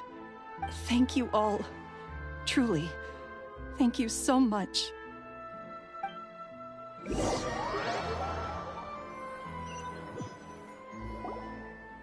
Thank you all for clearing Caesar's name.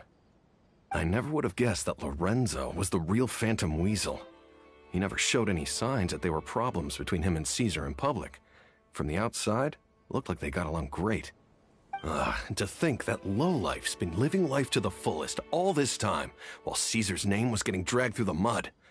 It's a travesty. At least his soul can finally rest in peace now, thanks to your efforts.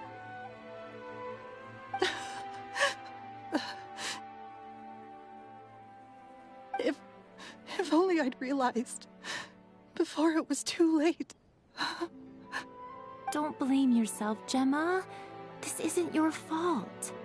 Yeah, you still have the rest of your life to live. Caesar wouldn't want to see you spending it feeling guilty. Cheer up, Gemma. My brother's doing a magic show at the Opera House tomorrow evening. Would you like to come along? It might raise your spirits. This show will be a special one. We're holding it in Caesar's honor. In Caesar's honor? Really? Oh, thank you. I'll be there. Great. We'll see you tomorrow evening. Traveler, Paimon, don't be late. Don't worry, we'll be there. No way are we gonna miss out on a free magic show. Wait, Paimon feels like we're forgetting something. Oh yeah, Caesar's diary! We never found out if the 2 kids Caesar taught magic to were Linny and Lynette or not. Linny changed the topic back in the workshop, so we didn't get a chance to bring it up. Oh well, guess we'll just have to ask Linny tomorrow evening.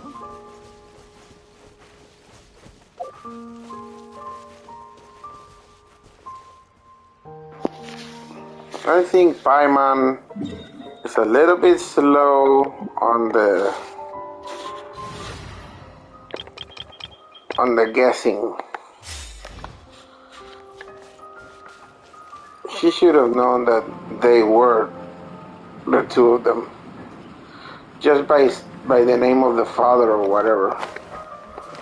Make my escape.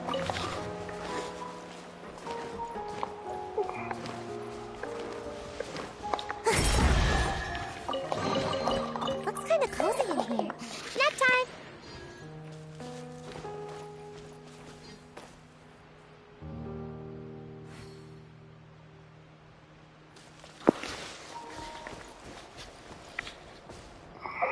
Alright, guys.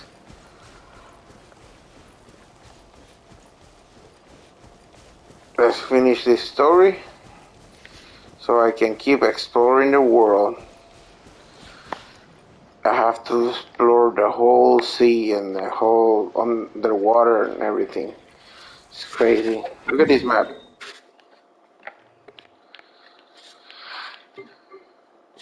I gotta travel all around this world. I am kind of tired.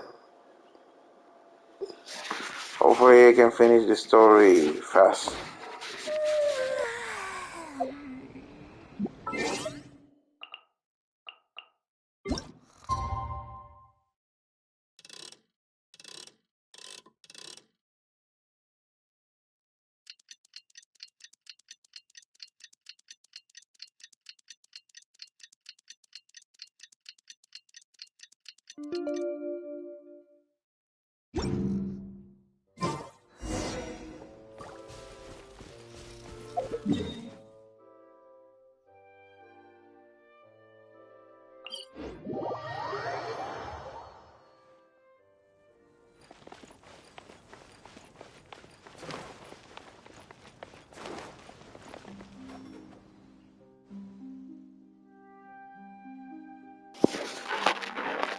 Another side quest? Bro, there's so many side quests in this world.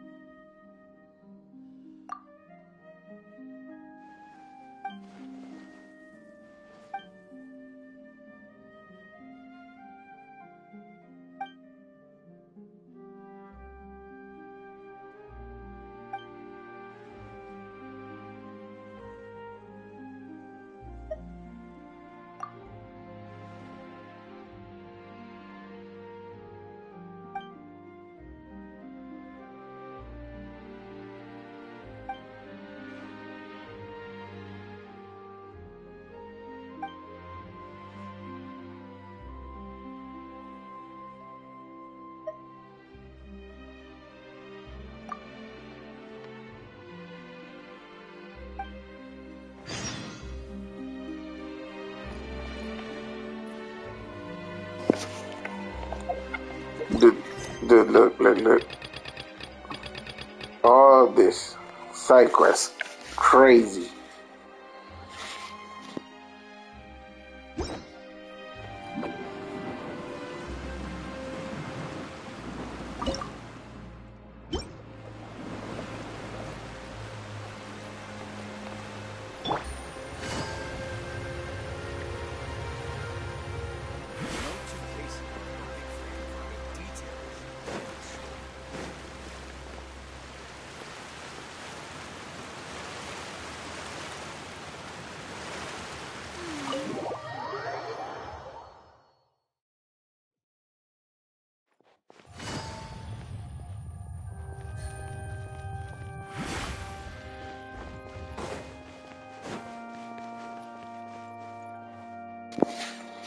Let's get ready for the show.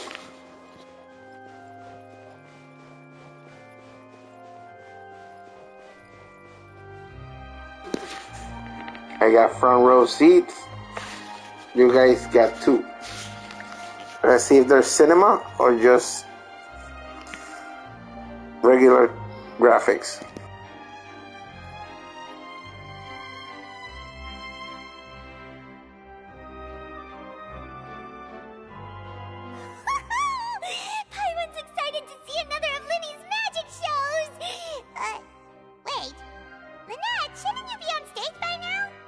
Not this time. My brother's going solo today. So, I'll be watching with you. Good evening, ladies and gentlemen. I hope everybody's ready because the show is about to begin. The great magician Linny has prepared a spectacular show for us all tonight, concluding with an all-new grand finale that no audience has ever seen before. Thank you all so much for coming. Now, prepare to join me on a journey through the mystical and miraculous.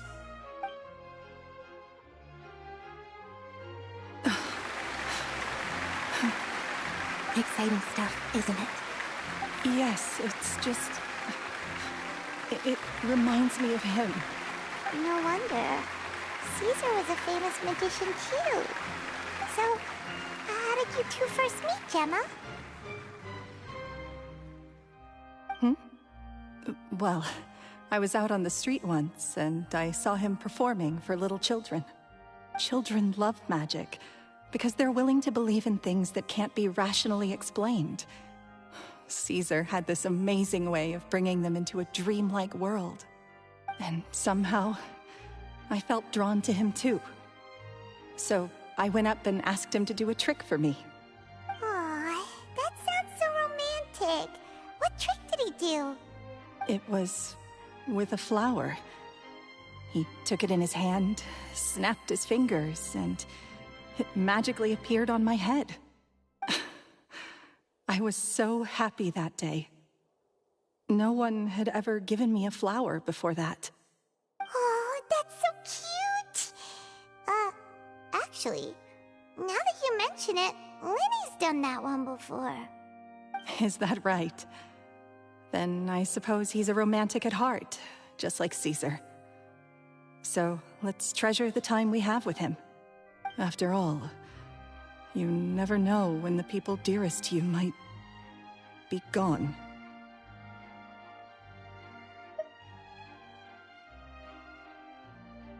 That's right. It's all over now. Paimon doesn't really know how to comfort you, but at the very least, no one's gonna be intimidating you from now on. You can breathe easy at last, right? Right. Yes, you can breathe easy now, Phantom Weasel. See? Even Lynette says... Wait, what? The Phantom Weasel? Lorenzo escaped? Where is he? What do you mean, Phantom Weasel? As Linny once said, a performer's job is to commit fully to their role and put on a flawless performance for their audience. But once the bag of tricks is empty and the curtain falls, it's time to end the show. The spotlight is no place for someone with no more cards up their sleeve. It's been 10 years, Gemma. Aren't you tired of the grieving widow act? I think it's time to put an end to it. What are you talking about? Paimon doesn't like this riddle. Traveler, Paimon doesn't like where this is going. Come on, say something! Ladies and gentlemen, I hope you're all enjoying the performance so far. There will now be a brief intermission, after which Linny will perform the most electrifying act of tonight's show, the one we've all been waiting for. The final performance will take place outside of the Opera House, so please make your way outside in a calm and orderly fashion. The Phantom Weasel never did like public places, did they? Don't worry, this place will be quiet soon. Let's talk somewhere else for now.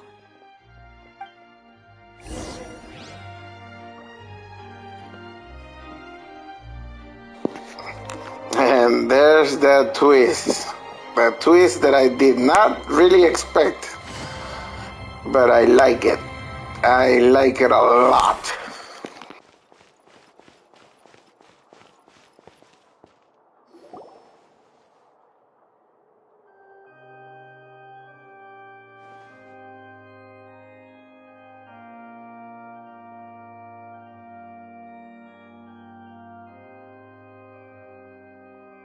Dear me, this is awkward, isn't it? And unfortunately, I'm all out of gadgets, so I'm afraid I can't do any tricks to liven up the mood. This is a big mistake for a magician to make, but thankfully, I do have a backup plan. Now, who wants to hear a story? Lenny? Don't we have more important things to address right now? Lynette accused Gemma of being the real Phantom Weasel a moment ago. Oh, what the heck's going on? All in good time. Magicians are good at guessing what people are thinking. I know the questions you want to ask. And as it happens, the story I'm about to tell might answer a few of them. Really? Well then, let's hear it! Paimon's dying of curiosity here! Let's go back to the very beginning. A decade ago, when the Phantom Weasel was terrorizing the court of Fontaine. She never missed a target, never left a trace, and no treasure was safe from her thieving hands. But as her infamy grew, so did the readiness of the police, and her opportunities to act became ever fewer. Every day, she ran the risk of being exposed for who she was. Of course, she could not simply take this lying down, and before long, she found her ticket to freedom. She would create a scapegoat, a false weasel to close the chapter on her behalf. After weighing her options, she set her sights on a renowned magician, Caesar. After all, magic and theft shared enough similarities for people to buy the story when the truth came out. So then what? Being the master deceiver she was, the weasel easily earned Caesar's trust. Now all that remained was to frame him for her countless crimes. But as she was considering how to make her move, she noticed Caesar's aggrieved pupil, and a new thought entered her mind. Maybe I don't need to get my hands dirty after all.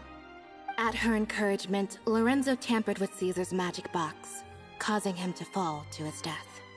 Afterwards, Lorenzo seized his master's property, and the weasel set about tarnishing Caesar's reputation. Two co-conspirators committed the perfect crime.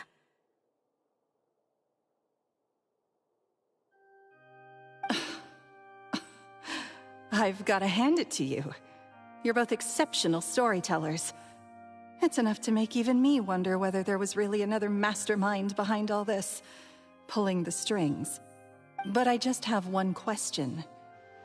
You seem to think that I am the villain in this tale. What's brought this on, Linny? Is it something that Lorenzo said? Don't worry, Lorenzo said nothing at all. But I never believed that he was the weasel, and in fact, my investigation only made me more certain of that. He was too forthcoming with his confession, as if there was something else he was trying to hide. How disappointing. So you'd sooner trust Lorenzo than me, even without a shred of evidence? A magician is an expert at playing the audience to get the result they want. And I have no doubt that you, Gemma, are equally talented in this regard. With a little help from Lorenzo, you put on a very convincing performance. The lovesick fiancé, whose devotion to her betrothed is unshakable, even under threats of violence. Caesar was maligned and hated by all for 10 years, but you?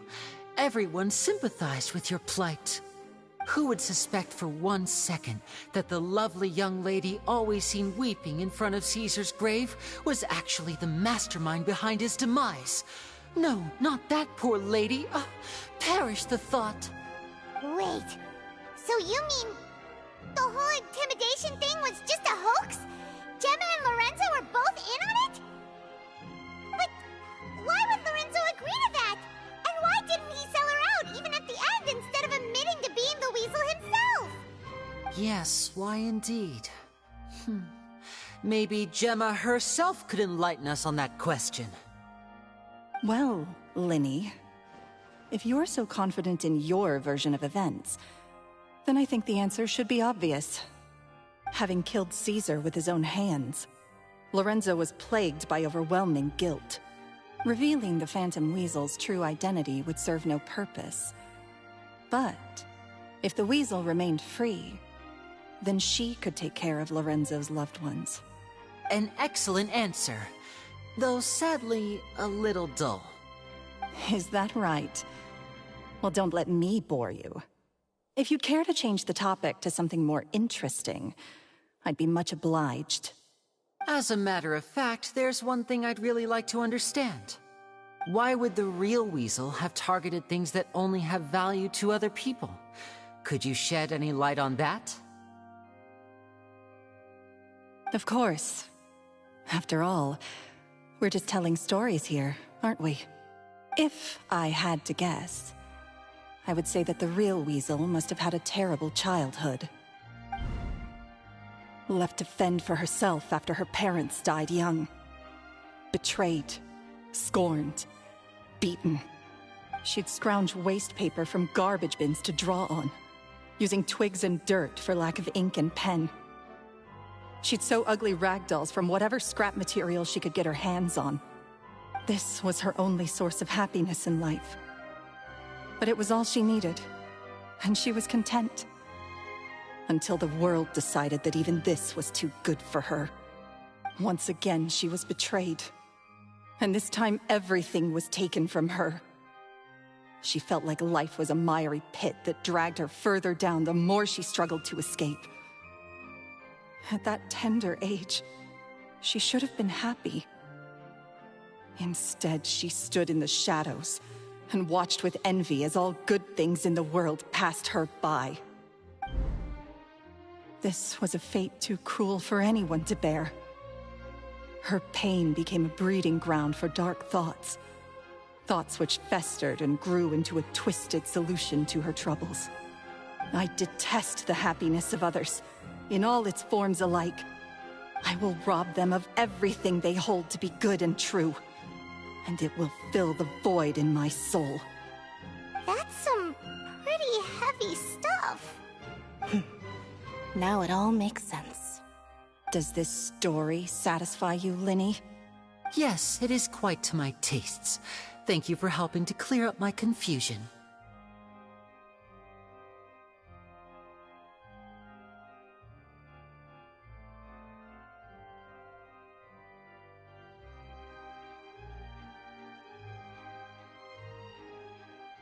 Huh. That's right! What drove you to write that letter, Gemma? What were you trying to achieve there? Because without that, none of this would have ever come to light. She didn't write the letter. After 10 long years, I'd hoped that the Phantom Weasel would be consigned to the history books by now. But it seems like someone still wasn't ready to let her finally be at peace. Linny.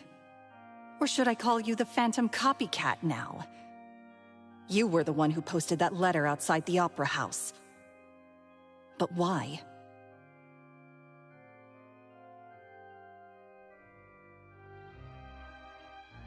Very sharp, Phantom Weasel. Still as shrewd as ever. Well, no need for me to be coy about it. Our goal was to clear Caesar's name. The most straightforward way to change the public's impression of Caesar was to force the Weasel to show themselves. That's it? You had no other agenda? Of course we did. We made it quite clear in the letter, I believe. I shall take from you that which you hold most dear, just as you did to me 10 years ago. 10 years ago? You mean Caesar's death? You met him? Wait. Oh, I get it. You were those two obnoxious kids. It's been so long, and you're all grown up now. I didn't recognize you. He taught you magic back then, didn't he? For what, 10 days or something? And you went to all this trouble. Why? Because you feel like you still owe him something? We remember all our debts, however great or small. 10 years ago, Caesar's reputation was torn to shreds, and his legacy was thrown out. 10 years on, and no one cares what the truth is anymore. But we did not forget, and so we came to find you. hand? What exactly did you take from me? I'm still standing, as you can see. Lorenzo has admitted to everything. I'm free. Free? Do you really think so? Caesar once told me that even though the world is filled with lies and falsehoods, we must find our own truth. I think that applies to you too. Truth can take many forms. Prized possessions with nostalgic value, fervent hopes and dreams, and irreplaceable people. Life took many things from you, and those wounds never healed. When they ached unbearably in the dead of night, stealing became your way of numbing the pain. What are you trying to say? I'm saying that for the last 10 years, you've been living a rather uneventful life. Perhaps that's because you found something other than a life of crime to fill the hole? Back to Lorenzo for a second.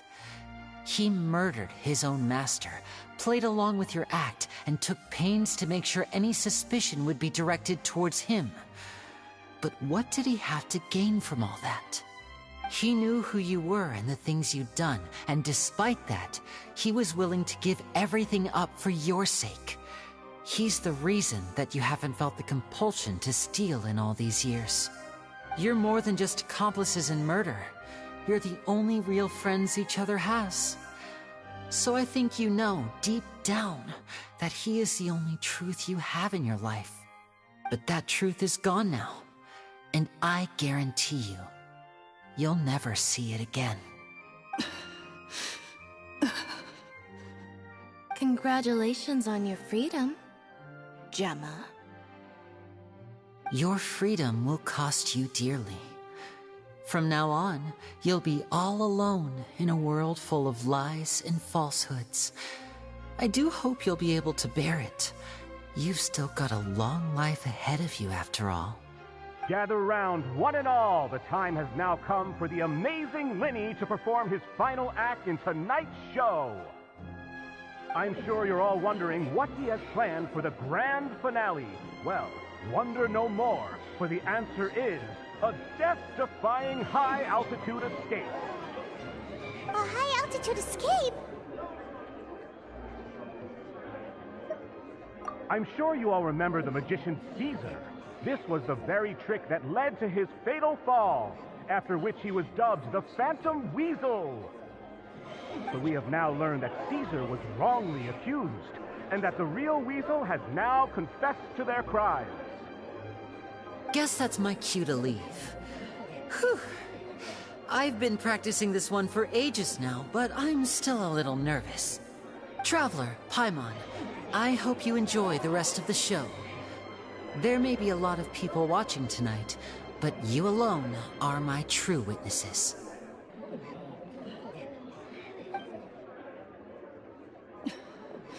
Lenny, wait. You two hid a lot from Caesar. He went to his grave without ever knowing your secrets. So what about now? Are you an open book? Or are you still the same as ever? You don't have to tell lies to end up isolated and alone. One day, you'll end up exactly where I am today. Maybe then you'll finally understand. You're wrong. I'm nothing like you.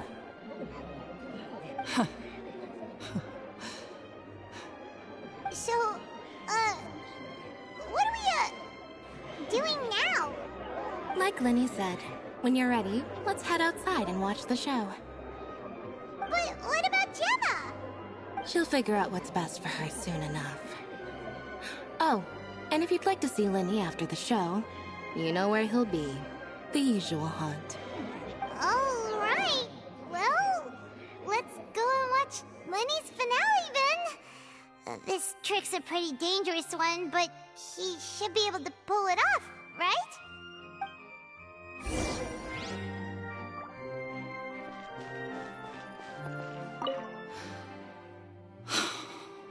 What is my truth?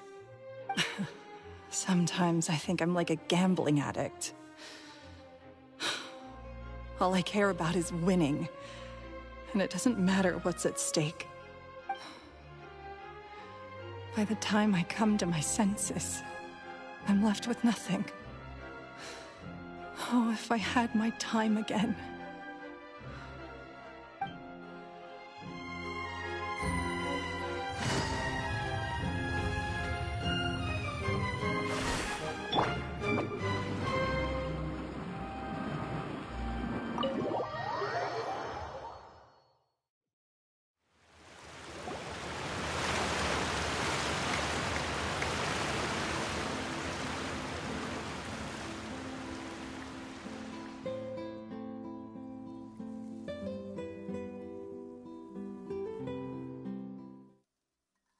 Magic should be mysterious, surprising, and defy logic. Magic is hard work. Every single movement has to be practiced thousands of times. It's alright. We're used to that.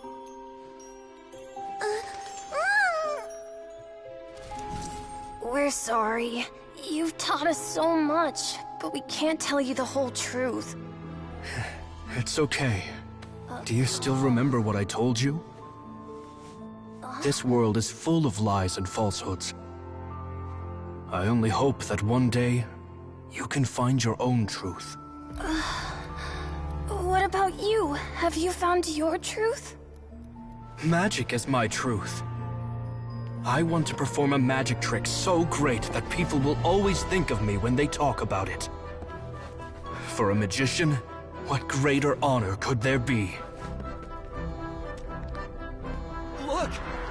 Behold! Linny is sealed inside the box. Will he manage to escape? 10 years ago, Caesar attempted this very trick, and it was at this precise moment that...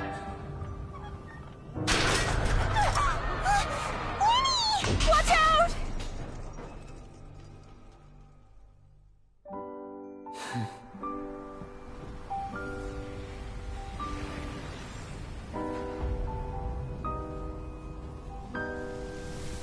Mysterious.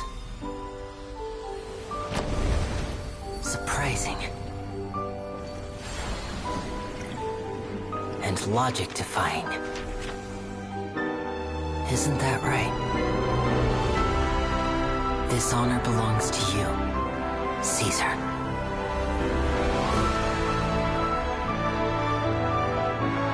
I'm just sorry it's a little late.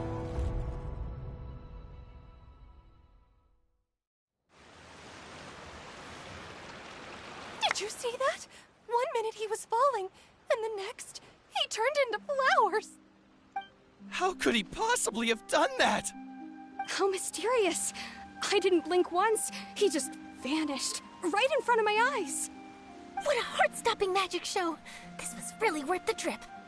Caesar's name has finally been cleared, and Fontaine's new star magician Linny has fulfilled a wish on his behalf. Oh, I couldn't ask for a better grand finale. It will make a great headline for the Steambird tomorrow, even if I do say so myself. Whew. Looks like everyone really loved Linny's grand finale.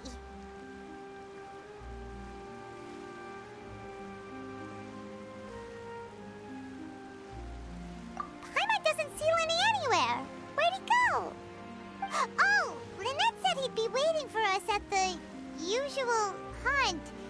But, where is that? Oh, you mean the one where Caesar's buried? Yeah, that's probably it. This whole magic show kinda seemed like Linny's way of saying goodbye to Caesar. So it makes sense that that's where he'd be afterward. Alright, let's go look for him there.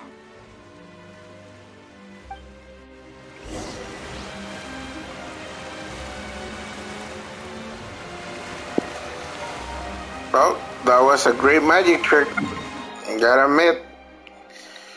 But he explained it, and yet it didn't happen that way. So, like when he said, if you are a vision user, you have the power of the elements, and makes that more magical.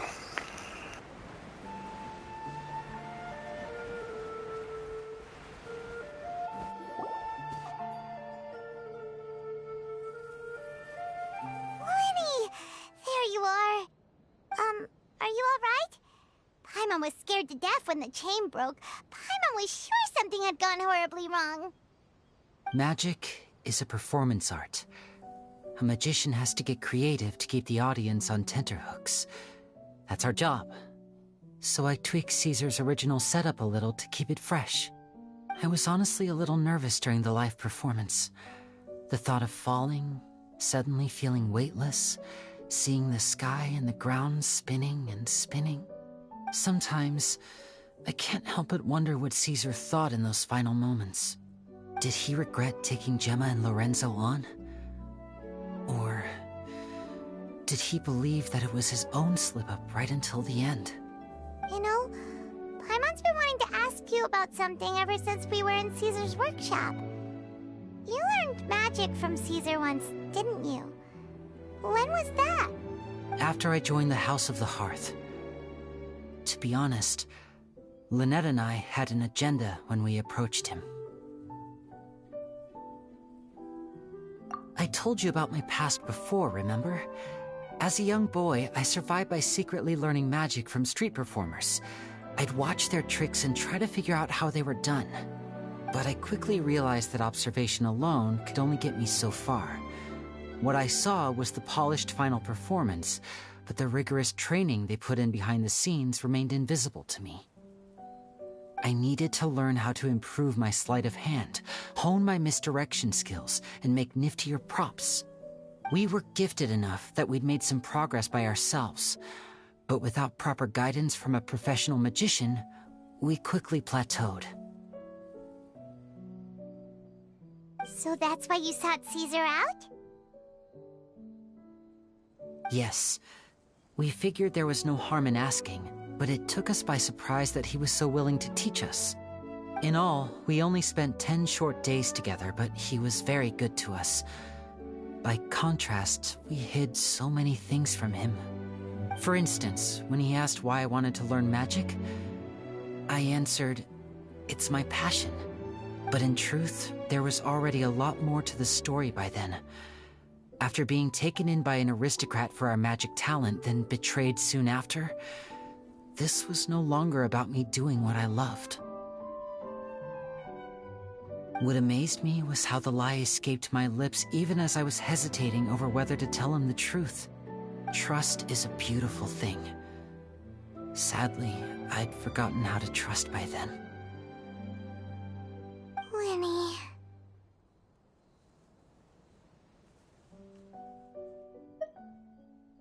Still worried about the way I feel? You really are a gentle soul, aren't you? But don't worry, I'm used to it now. From the mansions of the elite to the House of the Hearth, lies and selfishness have followed me and Lynette everywhere we go. After Caesar went on tour, we became busy with our missions. The next we heard of him was that he'd fallen to his death, and was now declared to be the Phantom Weasel. That night, I remembered his smile. But as I lay there, I didn't know what to say to him. To keep secrets is to put up walls. The longer you keep them up, the less you let people in. Then, one day, you look around and realize your life is like an empty auditorium after a show, full of seats once occupied by all the people who left. But I guess that's the price we have to pay. You only realize how much someone really meant to you when you lose them completely. That's why I was so confident this would hurt Gemma. Because I felt it for myself.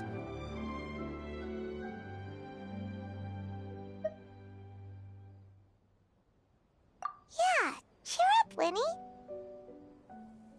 We've had to say our fair share of goodbyes during our journey, too. But whatever happens, Paimon always believes in what tomorrow brings. Delicious food, fun toys, and the Traveler by my side. Paimon just needs to focus on things like this, and all the unhappy stuff goes right out the window. You know, Traveler, doesn't that kind of make you Paimon's truth? Exactly. It's the same for me and Lynette. We are the truest thing each other has in the world, and nothing can replace that. Life has taken plenty from us, like it did from Gemma. But at least it left us with each other. That's what gave us the strength to get through the darkest days. That's why the darkness never consumed me and why it never will. Maybe we live in the shadows too, but we remember every precious ray of light that shines through. All right, time to lighten this conversation up a little. What did you think of the show tonight? Were you happy with it? It was amazing! Paimon just wishes we hadn't been so distracted with the Gemma situation. We spent most of our time in the Opera House just talking and pretty much missed the entire first half of the show. Winnie, could you do just one more trick for us? Whoa, that's a bit of a tall order, I'm afraid. The show's just finished, so my sleeves are decidedly card-free right now. Aw, come on! Surely you can think of something. The Lenny Paimon knows can do anything if he puts his mind to it. Oh, all right then. I'll give it a go, but only because it's you. Watch closely. I have a flower in my hand. You liar! There's nothing in your hand! We ain't going along with this! Huh? My goodness, you're right. But I could have sworn I brought one here with me. Okay, try this. Count down with me. 3, 2, 1. 3, 2, 1. Now, have another look around. Maybe the flowers appeared somewhere else. Really? Let's see.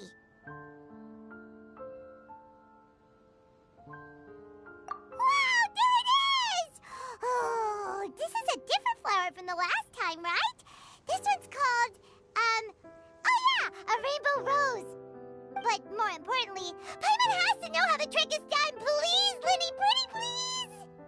Well, if you want to learn magic, you'll have to start by addressing me as teacher. Ugh. Fine.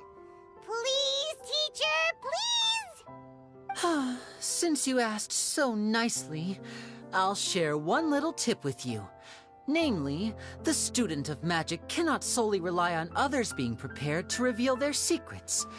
You have to observe, think, and find the answers for yourself. Is that it? Look at the time. We shouldn't linger here too long. Thanks again for coming to see my show. I bid you both good night. I look forward to seeing you again. All right, fine. See ya. Shall we head back now, too? Oh, Paimon can't wait to read The Steambird tomorrow. Paimon bets Linny and Caesar will be plastered all over it. Let's head to the Steambird's offices tomorrow morning and see what we can find out.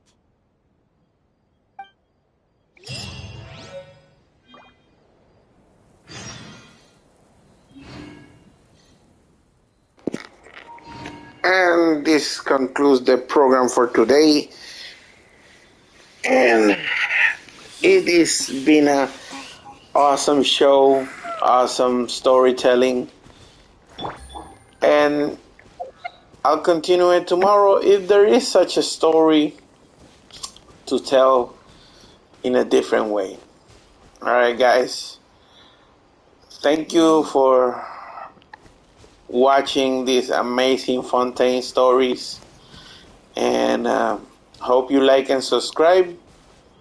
Tell me something you like about the show if you want, down in the comments. And it's been a thrill of a ride. 4.0 for me is one of the best presentations of storytelling, just because I like magic show, just because of that. Anyway, remember the most important part: hagan bien y no miren a quién, and take care of each other. Peace and chicken grease. Bye.